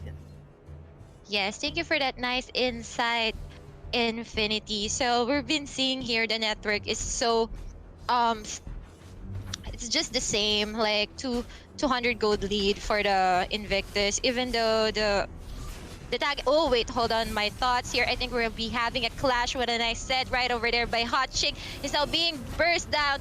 Human on Blast didn't really connect. Oh wow, and now they're trying to disengage. That What are was your insights? That Okay. was 2 ults wasted. Lolita used her Luminous Blast, got nothing. Atlas used her Fatal Links, did not get anything also. So that was a waste. But now we are looking to another fight, but disengage. Luoyi was safe. Ling going for a constant pressure. And I think Lolita here, his role is to defend Luoyi on that Abyssal Arrow from Selena. Yeah, that's kind of scary if he got the Abyssal Arrow. Kaya nga pag sinasabi talaga natin kapag na-Abyssal Arrow kay mag-CR ka muna. For anyways, look at that. Another slain by Gushin. This is what I'm telling you guys. He's a burst damage. But here comes the ultimate by Link. Let's see if the Numenon Bless can really connect. But it did not. But look at this. What a nice set right over there by Atlas. Wow, with the connection from the Invictus Gaming together with that sticker. Wow, that was a long clash, guys. So, take it away, Infinity. That was a defensive ult by Atlas. It was done to save Ling. It was done to save Selena. So I think that was kind of worth it. If you think about it, do you want to put that ult to save your Ling or get your teammates killed? So I think that Fatal Links was actually worth it for their team. Yeah, it's kind of worth it, and I was kind of sad na hindi nag-connect yung Numenon Blast. You know, the timing of the ultimate of Lolita is really hard for the Lolita users dyan sa mga ka-ML natin. You need a lot of practice for that. And Hotching here, very aggressive. Look at that. Abyssal Arrow did connect, but there's no follow-up. No, the thing is about Selena is if you but the advantage rather for Selena, she can actually ward a lot in the enemy's team. Look at the warding, so they can see it here. And I think Tams here is gonna die. It's what a nice connect. Numenon Blast still didn't really connect. Infinity. The Luminous Blast was cancelled, and now Atlas goes for the Fatal Links, not actually connecting or no follow-up. But Gushin's skills have connected and has shut down Atlas on that fight. So I think Atlas was too deep on that engagement, which made them in a disadvantage. And now Team Tagay Partylist got that opportunity to take down a turret, and first blood turret goes to the Tagay Partylist. Yes, and you know, Tagay Partylist here is having some good team fight because of the crowd control, guys. Like the stun of Lolita. Alam naman natin matagal yung stun na yun. So kaya naman nakakapag-snowball talaga dito si Gusion. That's the thing about Gusion. He's a burst damage. Especially, paras lang din naman kay Ling. Pero si Ling kasi item dependent din siya. Kaya naman, ang tingin ko dito is kailangan nila mag-regroup. The Invictus Gaming, they have to regroup and think of a strategy na makakapag-comeback sila because it's already 7 minutes of the game. Malapit na tayo sa late game. You know how fast ML is. And now they're looking for an opportunity to actually get the turtle. An opportunity is what they need. Atlas is on the mid lane, getting poked by our enemy teams. But now the turtle is up. 7 minutes and 30 seconds. The question is, who is gonna take the turtle? Because if Ling actually gets that, I think Ling would be very dominant in the next phase to come, in the next fight, in the next game. So this is very much a very important objective for Team Invictus to get. Yes, thank you for that night and inside again, Infinity. And now here it is, the objective of the turtle. Oh wait, there's another set right over here coming in. What a nice set. Numenon Blast still did connect. Look at that damage getting on. Wave the dragon for that Ling, and now he's down. And look. Oh, okay. Wait up, guys. Look at this. I'm just saying, I'm just in awe for seeing the good clash. I wasn't able to catch it up, but the thing is, it's 4 in exchange of 2 in favor of Invictus Gaming. I mean, this is a comeback for a comeback, and they took the turtle. A comeback to a comeback. Back Yes. to back, indeed. And now they got the turtle. Someone got it, Invictus. Invictus is there to take the opportunity, and that engagement was so worth it for them because that made it so that they have the advantage. Now they have the 2k gold lead. Now what are Team Tagay Partylist going to do in the next clash to come? Because that's 2k. That's one full item build in the advantage for Team Invictus.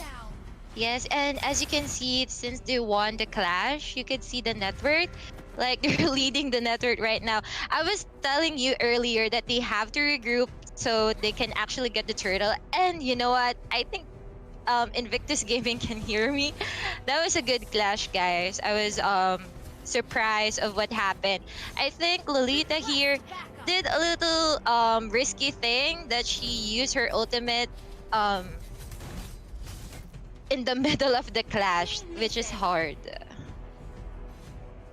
In the middle of the clash. Now I we saw are that. seeing a potential clash again in the mid lane. Atlas is there going for a clash. Lolita is there as well. Now the Abyssal Arrow actually connects, trying to poke.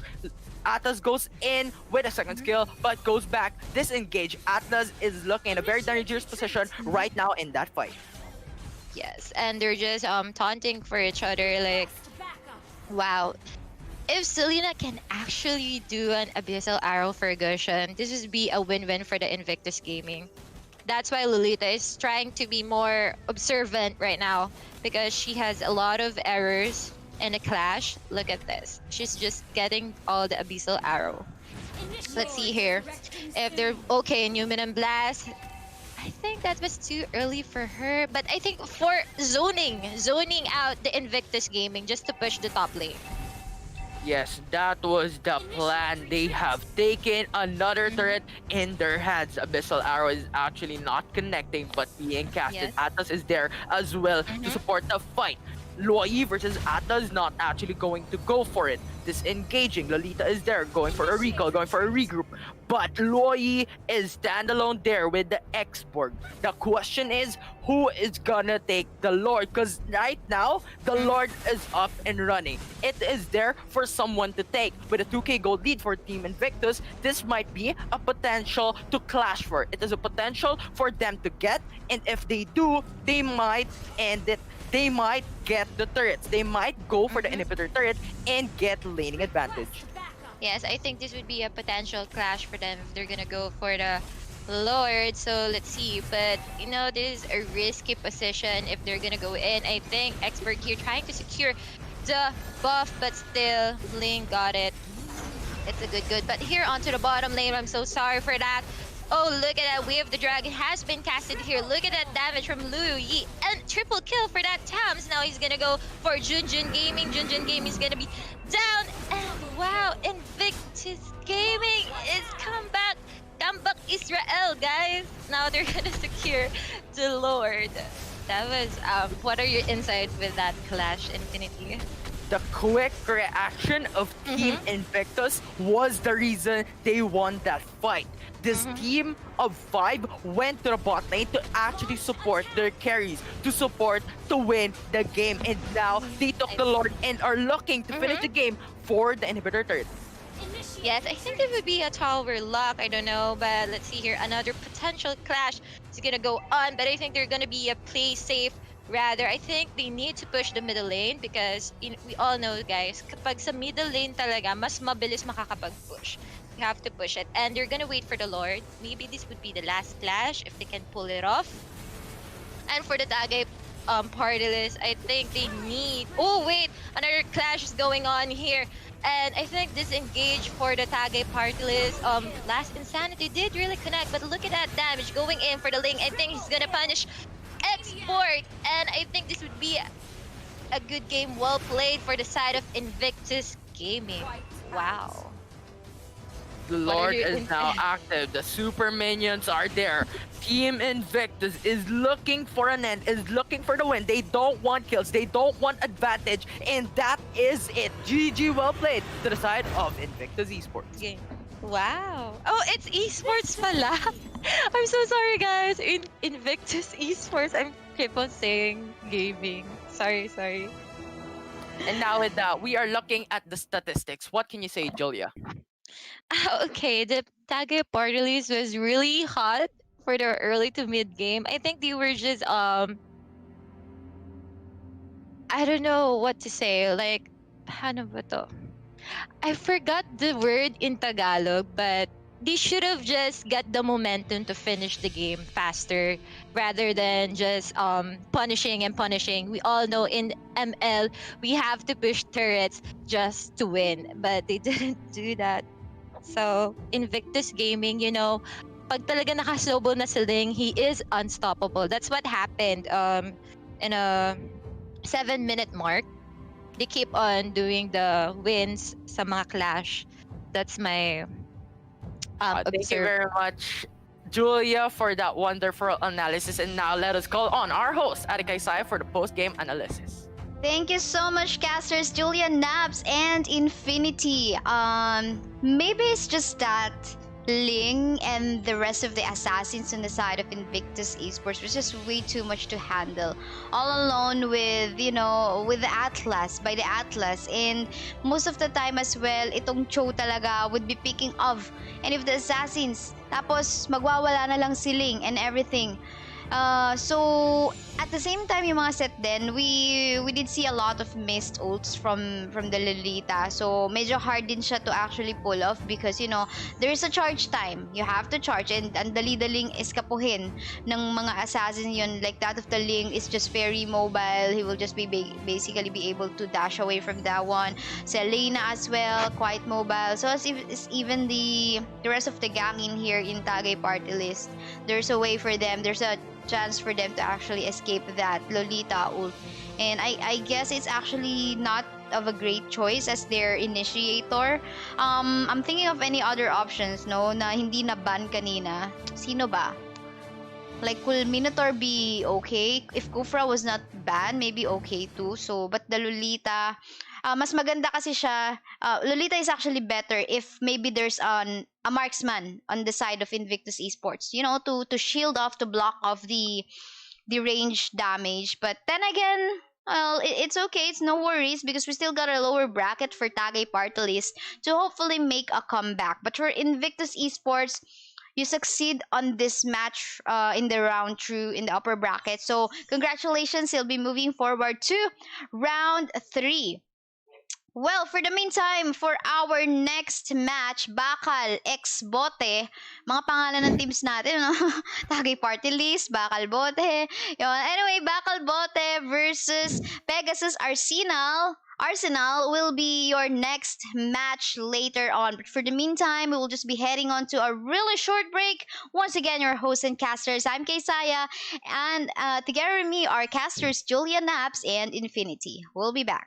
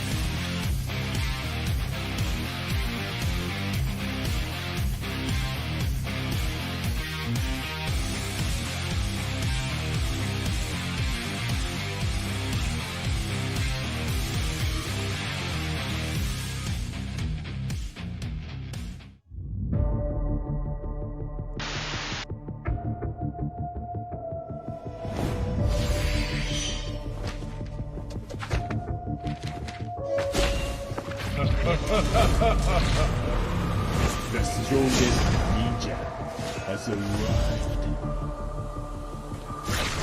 Ame no cascade will destroy you. The ignorant are fearless.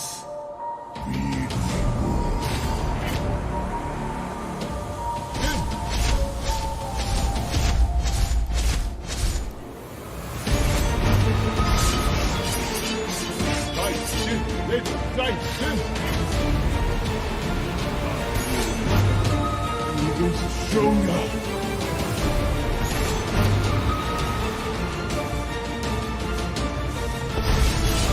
All of this you made my Shut down! Killing spree! Unstoppable! Double kill! Godlike!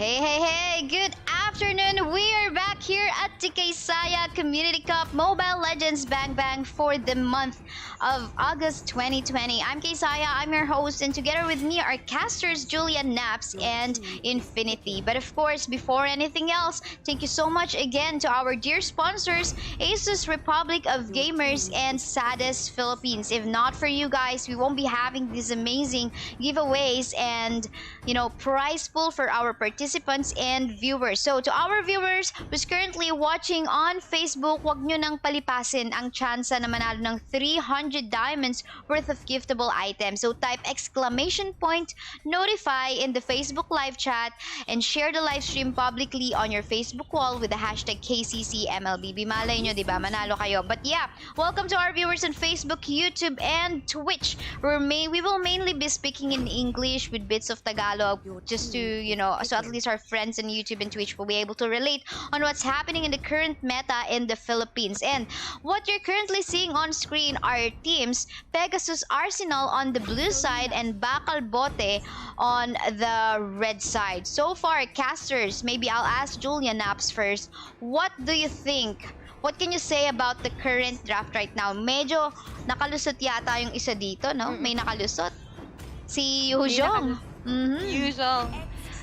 Most picked talaga siya for the tournament, and especially dun sa MPL qualifiers. I think this is gonna be an aggressive play for the side of Pegasus Arsenal, and they have the AoE plus Selena. Selena is a good pick to have wards and para magkaroon ng mag-spice up yung team nila because of the damage. Charcoal! Because of the damage of this team. Sorry about my cat, guys. Oh, Yes, you can madam. bring her in the her or him in the camera. Sure, why not? If she wants to be discovered, is that a girl or a boy? Girl. Hello. So there you go. Okay, featuring co-caster of another co-caster of Julia Naps. What's the name? Chloe. Chloe. Charcoal. Charcoal. Sorry, where did I get that? Chloe. Well, still letter C. But yeah, go ahead on what you want to say again.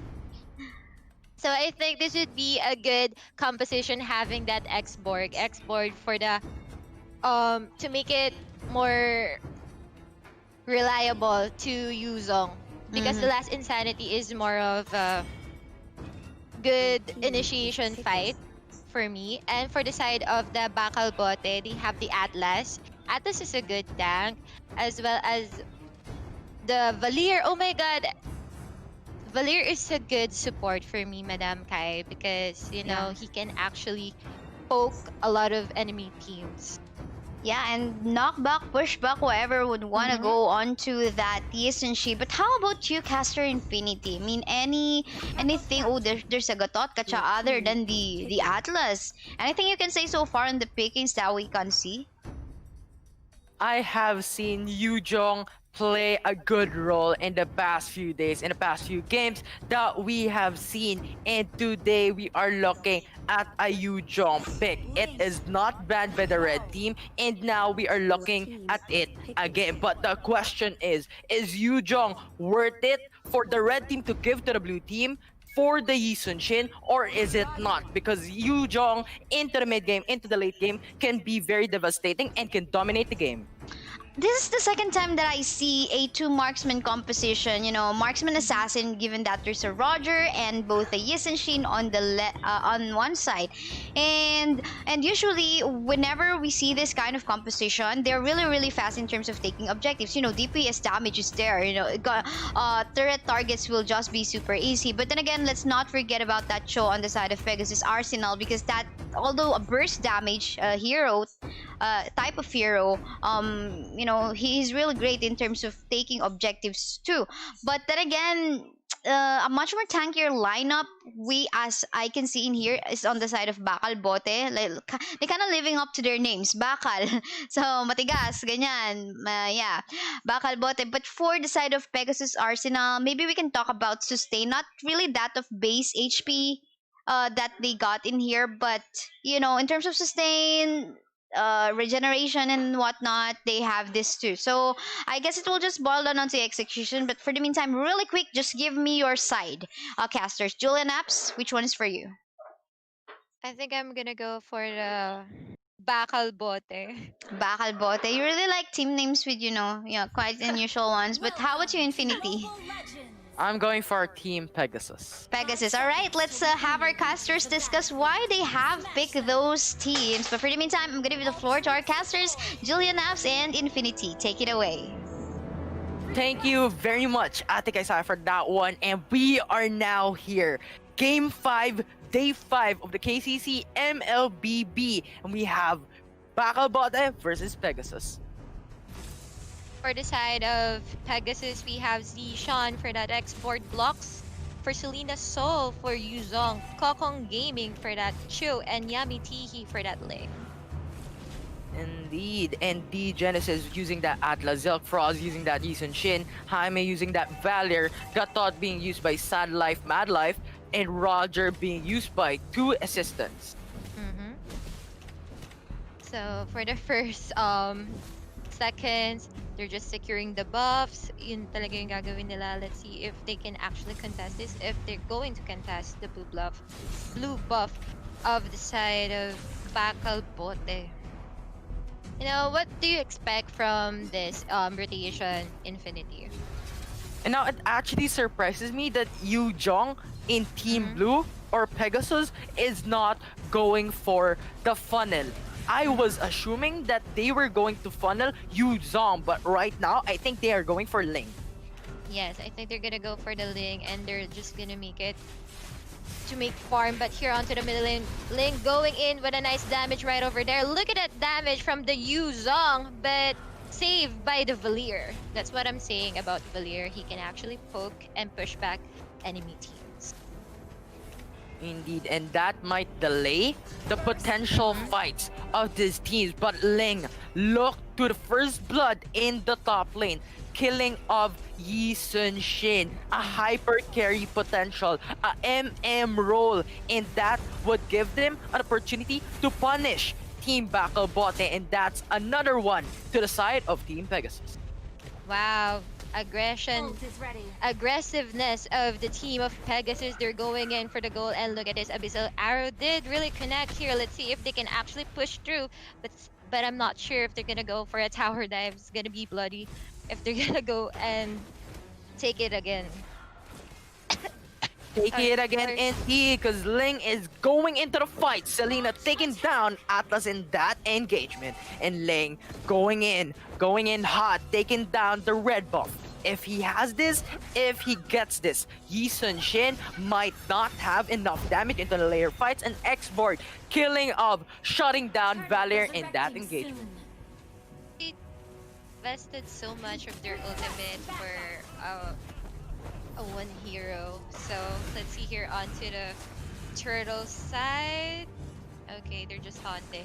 They're just taunting, and it's 3-minute mark. Still no kills for the BAKALxBOTE. They have to regroup, guys, and look at this damage right over here. Selena trying to escape, and Atlas here trying to zone out Yu Zong. Zoning out is something that they do, and now Yu Jong is going for the ult, going for the initiation with Chao there, going for the flicker, going for the wave of the dragon, but Atlas is there with the fatal links. And now Yu Jong is looking in a very dangerous spot with Chao killing off Gatot Kaka in that fight. Yes, the Tempest of Blade didn't really connect for the link, and now they're trying to secure the turtle. Let's see if they're not gonna contest it, because Selena here on the middle lane trying to poke some Abyssal Arrow just to give time for Link to get the turtle buff.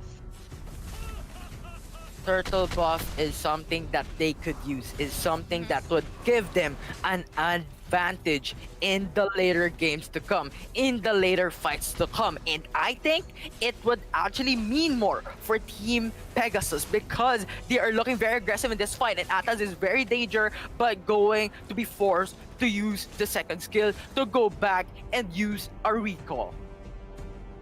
So they just use this engage to lessen. And for BAKALxBOTE, they really have to get a kill, because look at the network, it's way far from them, so they have to regroup again and again, have to regroup. But onto the top lane, let's see here, X-Borb going in, but Ling her being so aggressive. Still, oh, okay. Wait, Wave of the Dragon has been casted here for the Roger. I think he's gonna be pinned down, but look at that. The ultimate has connect. Wow, what a nice dodge right over there. And look at everyone has their own objective to kill. This is something. I'm really quite surprised about the clash. What Now do you think that about it? Gatot ult was very interesting. It only got Chow on that fight, and now we are looking into another. Roger going in, trying to make a play, but not enough.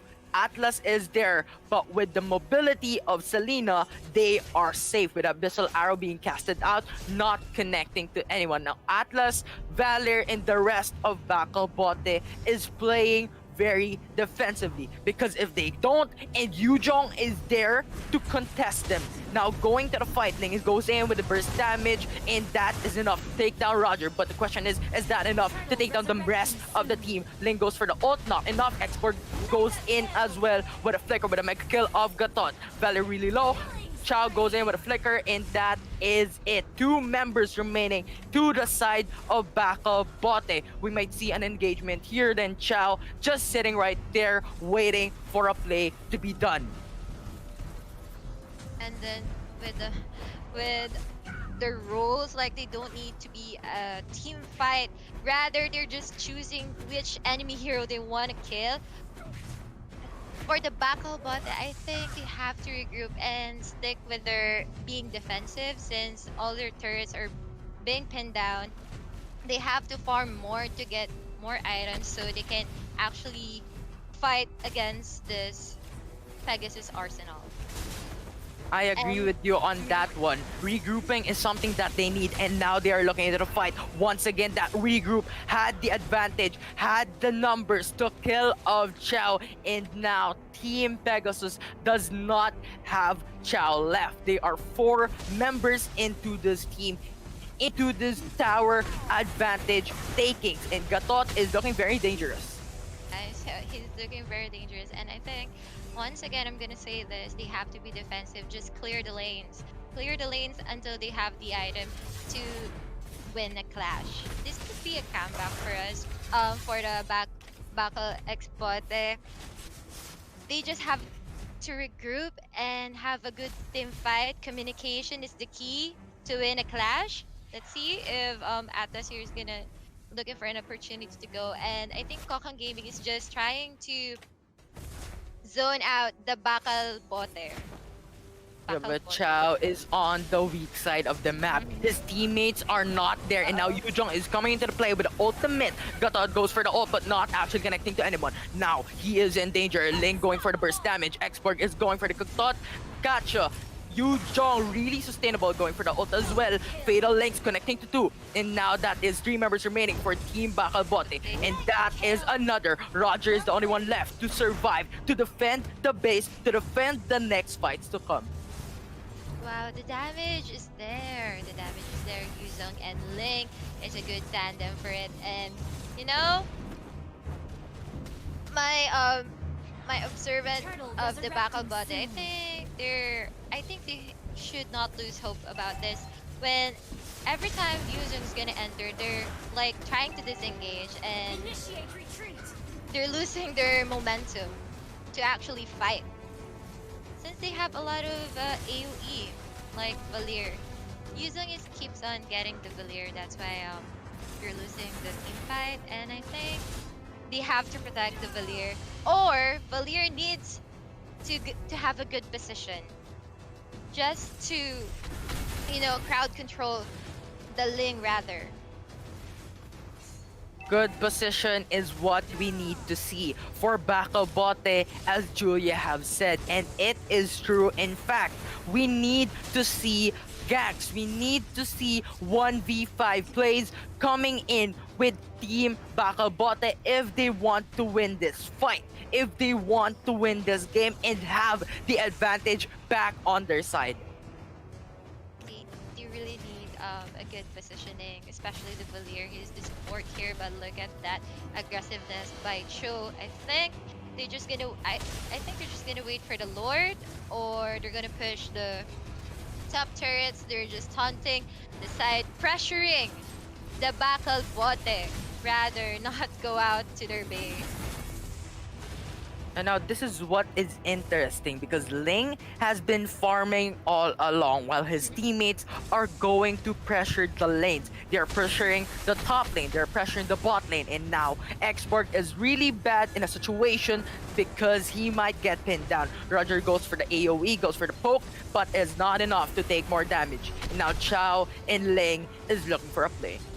Yes, I think this would be a last. Oh, last insanity has been casted. Look at that damage from Xborg, and now they're trying to tower lock, but still they're fighting. And let's see here if Yamete is gonna do. Look at that Way of the Dragon has been casted. Tempest of Blade as well. Look at that damage from the Link. This is unstoppable for the side of Pegasus Arsenal. Wow, what a nice team play godlike for that Xborg. And I think this would be a tower lock for the side of Pegasus Arsenal. Congratulations!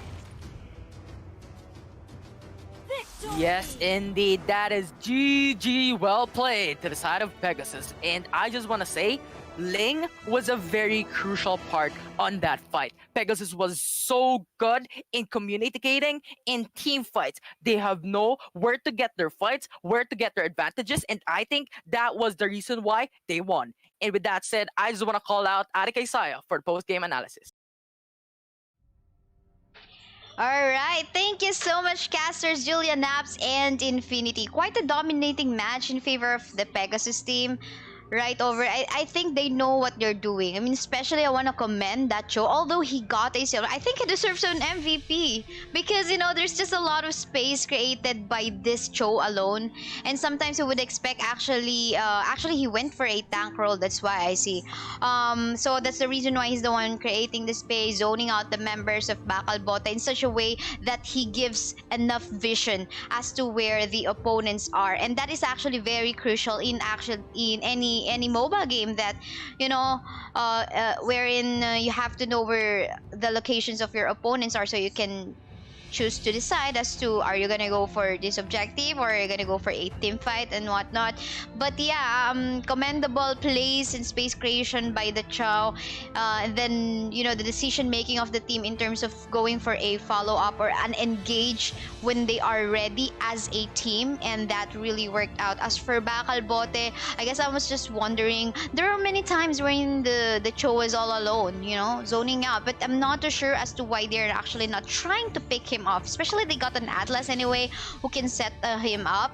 But yeah, maybe there's some kind of like there's the scare factor already now. Okay, they got the lead. I think we cannot engage, or maybe there will be some surprise attack coming from the bushes nearby us. But then again, congratulations to Pegasus Arsenal for moving on to round 3 in the upper bracket. And BAKALxBOTE, don't you worry, because you still got a chance from the lower bracket to hopefully make a comeback. But of course, it will all depend on you. So my suggestion is to go for a replay, do a VOD review as a team, discuss what went wrong and what you have to do right.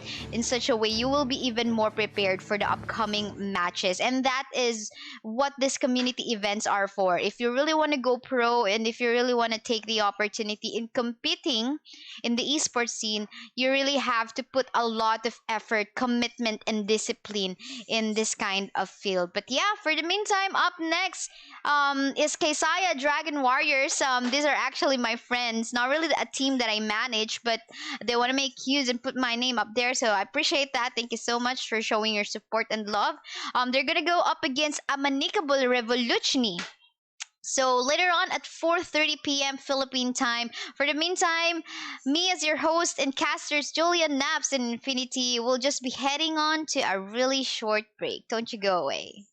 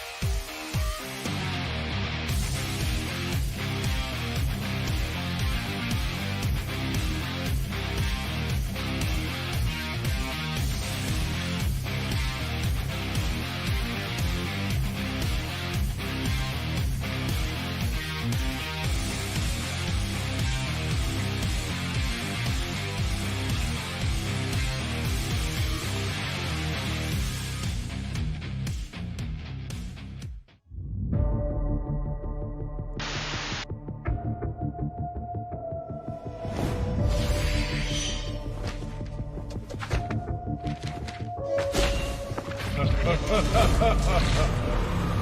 strongest ninja has arrived. Ame no cascade will destroy you. The ignorant are fearless. Read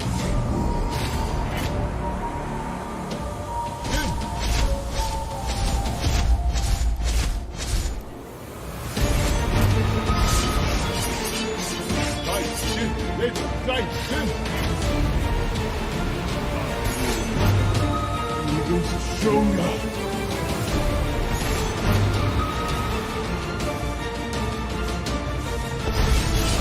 All of this you make my Shut down! Killing spree! Unstoppable! Double kill! Godlike!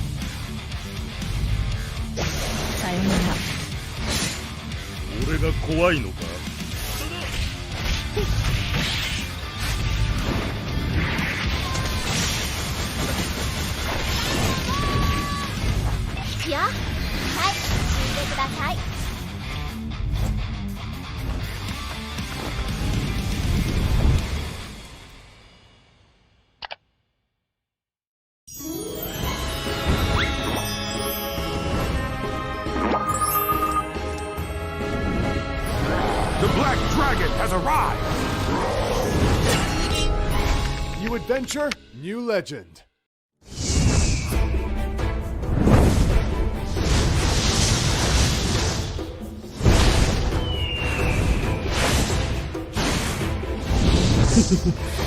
Payback time. Revenge has blinded me.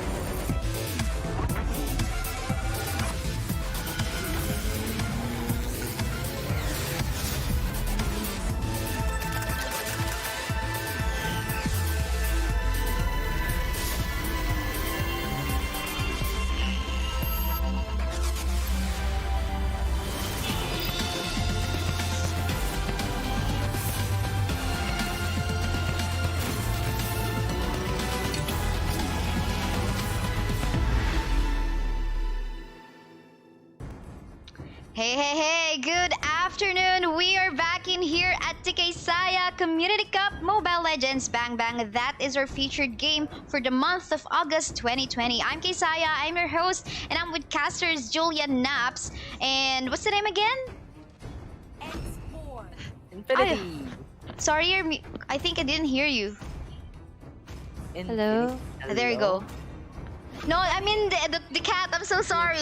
No, I'm Charcoal. not. Charcoal. Yeah. I wanna introduce the cat of Julia Naps first, then followed by Infinity. So yeah, Charcoal and Julia Naps and Infinity. There you go. We had a little bit of misunderstanding there, but that's all right. So yeah, before anything else, I want to give you a shout out to our sponsors, Status Philippines and ASUS Republic of Gamers. Dear viewers on Facebook, YouTube, and Twitch, again, thank you so much for tuning in on our stream and taking a look at what is currently up on the meta in here in the Philippines. So yeah, on your screens, these are teams Kaisaya's Dragon Warriors on the blue side and Amanikable Revolucni on the red side. So for me, just to give you guys a little bit of trivia, the people in here, the players in here playing on the side of Kaisaya's Dragon Warriors are actually, my friends, my friends that I knew from here, from online, and they're actually my viewers when I was doing some streaming before, way back, so like 1 year, 2 years already. So, but yeah, and they're here representing themselves and making use of my name as part of the team name. So that's kind of I really appreciate that, showing your support and love. So thank you so much. But yeah, we are in here and we're seeing them to go up against another team who is actually also known in the scene, Amanikable Revolucni. Maybe Julia Naps can give us a bit of trivia about Amanikable Revolucni. Cebu from the south, madam, because I know this. So it's confirmed it's Cebu, is it? Cebu or Davao, I'm not sure. But they're good. They're good. They're good. They're good. And Warriors as well. All right, let's see about this. We're actually done with the draft right now. So do you have, Caster Infinity, do you have anything to say about what you can see on the screen right now? Both of their drafts are very traditional. They have a tank, they have a fighter, they have a mage, they have a marksman, and the assassin to actually have the burst damage. And similar to that one, we have AR as well when they have tank, assassin, Yi Sun-shin as a marksman. But what's very interesting and what surprises me is the Balmon. The Balmon. Well, you can't just shoot off the Balmon. This Balmon got a true damage, and if that hits you, you will say just good luck. This ultimate is actually like really good. Actually, even way before, stealing some objectives like that of the turtle or a lord. But for the meantime, maybe I'll just ask you, casters, without any explanations during this loading screen, which side are you leaning towards to basing on a draft, Julia Naps? Go for Kaisaya Warriors. Kaisaya Dragon Warriors. How about you, Infinity? I'm going for the same. Oh, we got a 2-0 in terms of votes. How about our viewers? For Sweet Jing watching on YouTube, he said that he's leaning towards the draft of Kaisaya Dragon Warriors because carry cannot pierce through Grok and Thams. I don't know what our casters has to say about that, but I'm gonna give the floor to them. Julia Naps and Infinity, take it away. We are into the game 6 of the day 5 of KCC MLBB, and I just want to say this is very much an exciting fight. KDW, we have Atlas being used by Trust, Cabs using Xborg, Temper Zero using Valor, Carry being used by Gizatri, and Lancelot being used by Jack. Teiru for that Tam, Zenitsu for Selena, Shinichi for Yin Sun Shing, Setsuna for that Grok, and Himeru for that Balmont.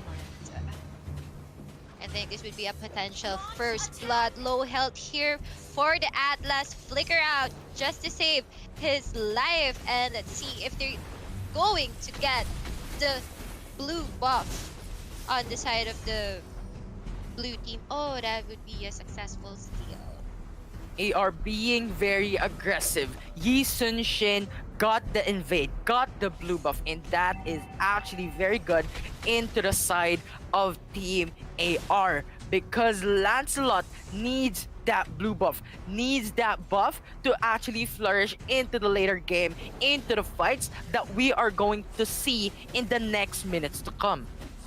Yes, and thank you for that insight. If it's oh, a first blood secure for Selena. That was a good start.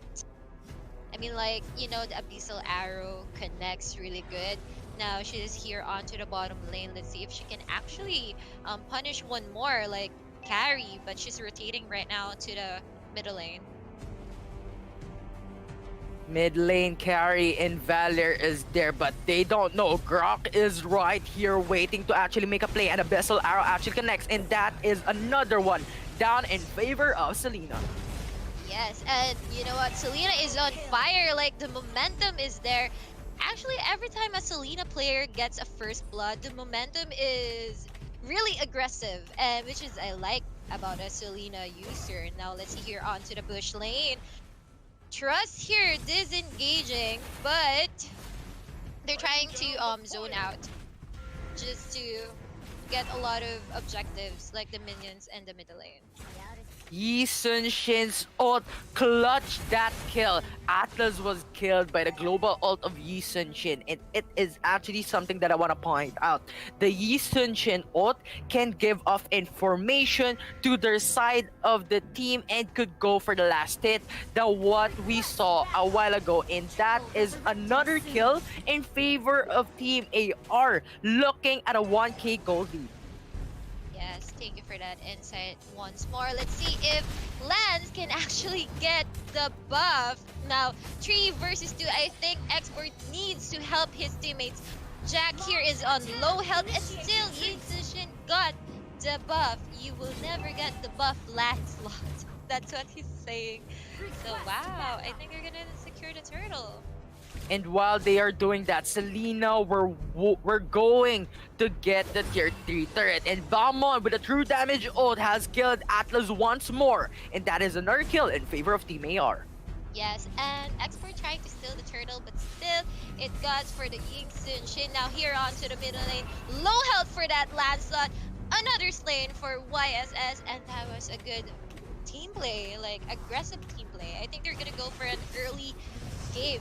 Right over here onto the bottom lane. Low health for that carry, but still killing spree for Yi Sun Shin. And together with this, take it away, Infinity.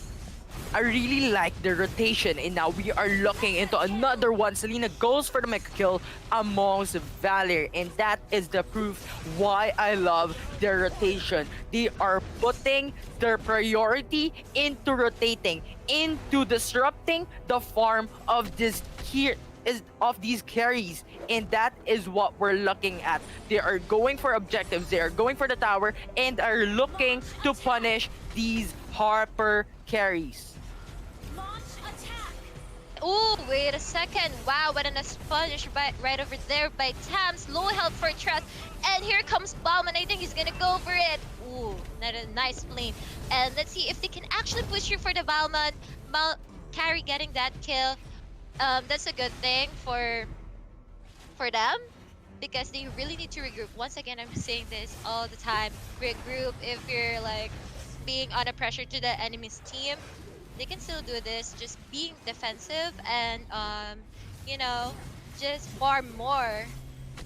Don't overextend. I forgot the word. Don't overextend if you think that the enemy's team is aggressive.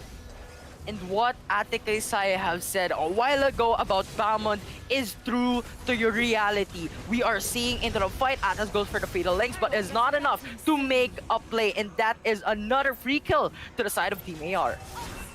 Thank you for that insight. What a nice play right over there with Infinity. Now they're trying to secure the turtle. It is a free turtle for Yi Sun Shin. Once again, snowball to snowball. This is going to be hard for the Lancelot, let's see if the Abyssal Arrow did really connect. Here comes Trust trying to make an opportunity to actually set, but it's really hard because Grok is really tanky, This is a traditional pick. as set of Infinity. And the Abyssal Arrow has been done. Grok is there waiting, and Yi Sun Shin going for the ult, going for the information, and now Abyssal Arrow once again going in. Atlas is dead, brought down by the Grok. Whoa, what a nice aggressive team play going on here. Look at that Selena. She's just Selena is on fire, guys. I know that Abyssal Arrow really is on point. The connection, the wardings, I really like to commend it. Another Abyssal Arrow didn't connect. See, Tam's here on the bottom lane, trying to pressure the bottom lane, but in the middle lane, I think this will be a potential clash. What a nice set right over there. Here comes the ultimate, not enough damage. Last Insanity has been casted here, just to zone out and clear the minion waves. Still, Kizachi was safe. That fatal links were wasted. It only got one champion, and now on the top lane, Tamus is looking. Team AR is looking for a tower objective. And once again, this might be a very hard situation for Team KDW to come back. And what are your thoughts for this one, Julia? Clear the lanes, be defensive, wait for the right time that the enemy team's gonna, you know, get a wrong timing to set up. But I think the momentum here from the Selena with those Abyssal Arrow, I really want to commend him for doing a lot. Look at this, another Abyssal Arrow connect. That's why I think they have to be observant of what's their weakest points. I think in the enemy teams, I think that would be the Arsenal. No, the Kaisaya Warriors. I'm sorry. And now the second turtle has been slain by Team AR. It was free, it was available, and they got it. Now Bamon is looking into a fight. They're going, they're hitting, they're damaging this team. And now the inhibitor turret is down on the bot lane. Bamon is there to zone out their team, while the rest is going for the top inhibitor turret. They can't go for two, they can't go for opposite sides of the map. They need to pick one, they need to prioritize one, and I think they're prioritizing for the top lane. That's a good pressuring lane. And I think this would be another potential clash because they're just pushing the middle lanes. I think the only thing that they can do here is that Valir needs to poke and push back. But look at that, Abyssal Arrow didn't really connect. Now Valir is now down. Look at this clash, guys. Trust can actually push through. Monster kill for that YS. And the last Insanity has been casted, but that was too early. I think they should have used it for the minions, but look at this. The damage that's giving in. And I think this would be GG well played for them because they're tower blocking the tower. Congratulations. Congratulations indeed to Amanikable Revolution. So thank you very much for that one. And what are your thoughts on this statistics that we are looking at? I guess that the buff steal, more likely the buff steal was really a big objective for the side of Amanikable. They didn't let Lance to get it. It's really hard for the core to have no buff early to mid game. But Couldn't have said it. Go. Go. Alright, so couldn't have said it better myself. So thank you very much, Julia, for that one. Now let's call on our host, Kaisaya, for the post-game analysis. Thank you so much, Julia Naps and Infinity. And I do agree on that one that Julia said. It's super hard for the I'm referring to a different hero from a different game, from the Lancelot to get his power spike, if not, but if he loses that buff that he very much needed at the start. So I think the mistake in here on the side of Kaisaya Dragon Wars was that they went for a defensive strike on that buff that was being stolen away from them. So I think the best way that they could have just done is to just go for a counter objective. Yeah, sorry, switching. I know that I was referring to Florentino in AOV, and yeah, they look similar. But yeah, yeah, I think as a counter objective is much more is much a better move rather than going for a defensive play, because the zoning was just way too much. You know, there's the grok, there's the arrows connecting coming from the Selena and everything. So they had a hard time. They had a chance and even going for a secure in that buff, but you know, it's very risky. And if they don't really wanna take that risk, just go for a counter object. But if they are willing to, you know, if they are ready to, just in case their buff getting stolen, that's fine that they go for a defensive play. But other than that, I think apart from Jack losing the buff that he needs, it's also hard for the carry to go online too, because they lost a lot of resources. Many of the times you can see Amanikable Revolucni just going for the jungle camp of Kaisaya's Dragon Warriors because they can, and because so far they are being allowed by Kaisaya Dragon Warriors. Because at the same time, you know, they're quite squishy in terms of the lineup that they got in here. Carry needs a lot of items for her to become useful in the battlefield. So as is Jack, which he didn't actually get.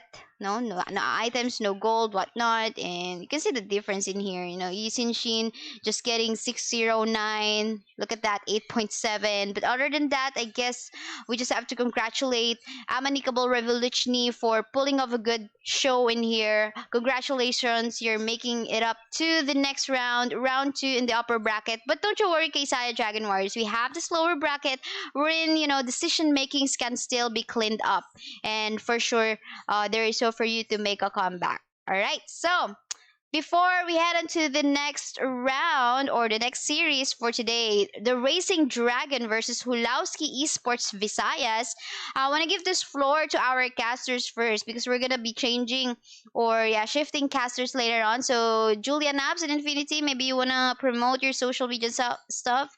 Let's start with Infinity first. Hello guys, I'm your caster Infinity. I've casted KCC yesterday as well. So if you watch that one, my page is fb.com/infigg. You can watch me there because I stream from time to time. Then do some random stuff with the community. So yeah, if you want to check me out, just check my link. fb.com/infigg. INFIGG. All right, InfiGG, check him out, or on your search bar, it's just Infinity, right? Infinity. If they search it on, he posts some cool stuff in there. I actually did see some League of Legends Wild Rift stuffs too, so it's very interesting. So if you wanna, like, if you're interested in checking out some cool and very informative information, do check out the Facebook page of Infinity. How about you, Julian Naps? Go ahead and promote your social media. Maybe you stream to or whatnot. Let our viewer, or if you just want to promote your kitty cat, it's fine too. Go ahead.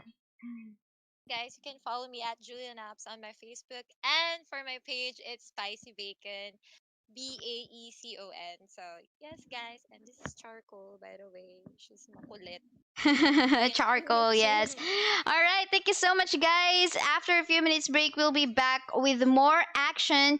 We are your casters and hosts. I'm Kaisaya, and with me are Julia Naps and Infinity. See you guys in a bit.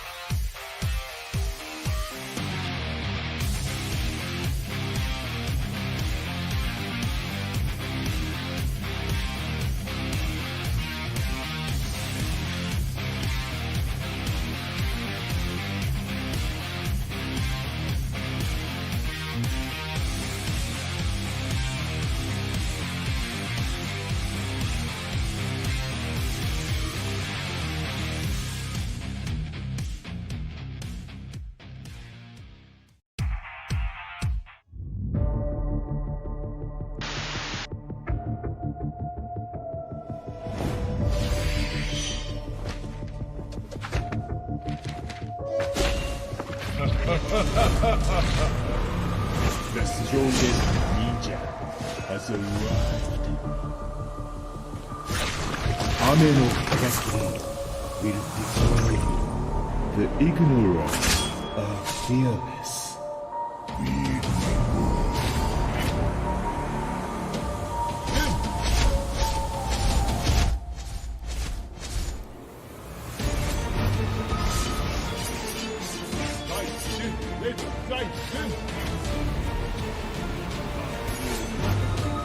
Even stronger.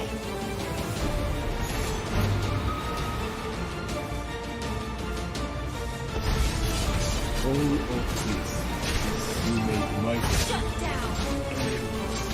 Killing spree! Unstoppable! Double kill! Godlike!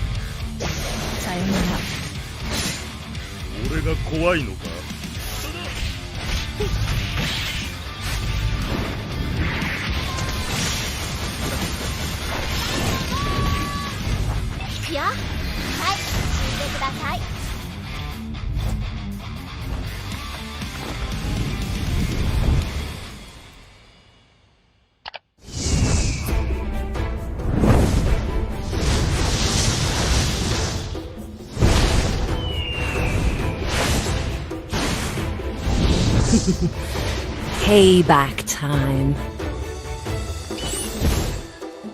Revenge has blinded me.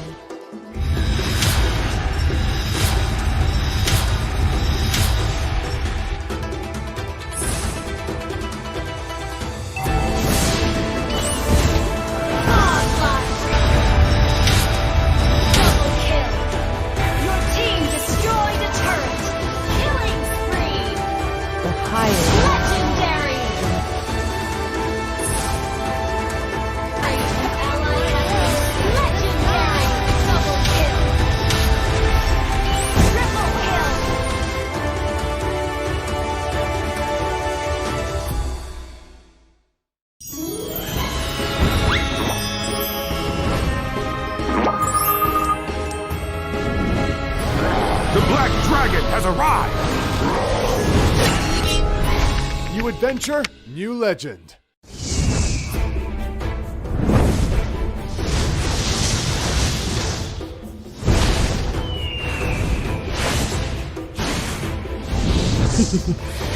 Payback time. Revenge has blinded me.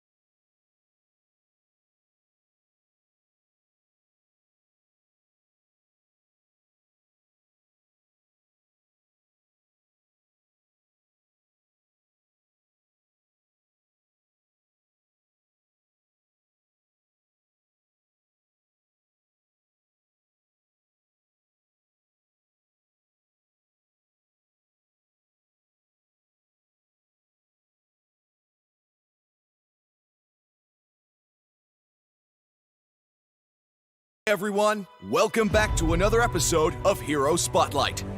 This week we are bringing you the Desert Scimitar Khalid, who will be available for pre-order on July 31st. And on August 7th, Khalid will join us on the battlefield. Possessing the power to command sand, Khalid is a valiant and swift fighter who can deal persistent AoE damage and roam with ease. Khalid's ultimate allows him to generate a substantial area of effect, helping him lock down the victory or turn the tide of battle. First skill, Desert Tornado. Khalid whirls his scimitar, dealing damage to nearby enemies. If an enemy is hit, Khalid can leap in the target direction and auto-cast his skill again up to 3 times, increasing the damage dealt with each strike. Desert Tornado serves as Khalid's core damage-dealing skill. With this skill, Khalid can easily chase down enemies and max out his damage output. Second skill, Quicksand Guard. Khalid protects himself with the power of Quicksand, restoring HP and reducing the damage taken. Meanwhile, enemies in range are slowed. Quicksand Guard grants Khalid sufficient durability and survivability. Ultimate, Raging Sandstorm. Khalid summons a sandstorm and rushes toward the designated location, gaining control immunity during the period and pushing enemies back on contact. Upon arriving at the destination, Khalid smashes the ground, dealing damage to and stunning enemies.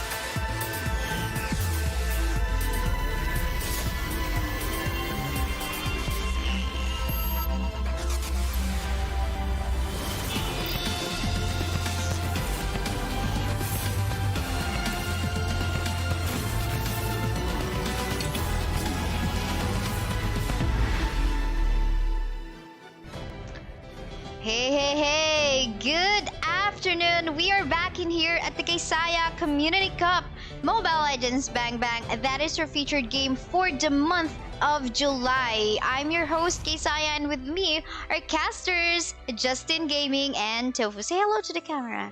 There you go, looking handsome as ever since day 1 at the Kaisaya Community Cup. For the meantime, before we talk about, well, the teams that will be fighting on this 7th, wow, we're now on the 7th already, 7th series for today. Yeah, I think we're ready, so we're gonna start the lobby. And yeah, thank you so much to our sponsors, Satis Philippines and ASUS Republic of Gamers. If not for your support, we won't be having these great giveaways and prize pool for our teams. Also to our viewers on Facebook, YouTube, and where we are again, Twitch. We have a giveaway ongoing at the Facebook live stream. So if you want to join,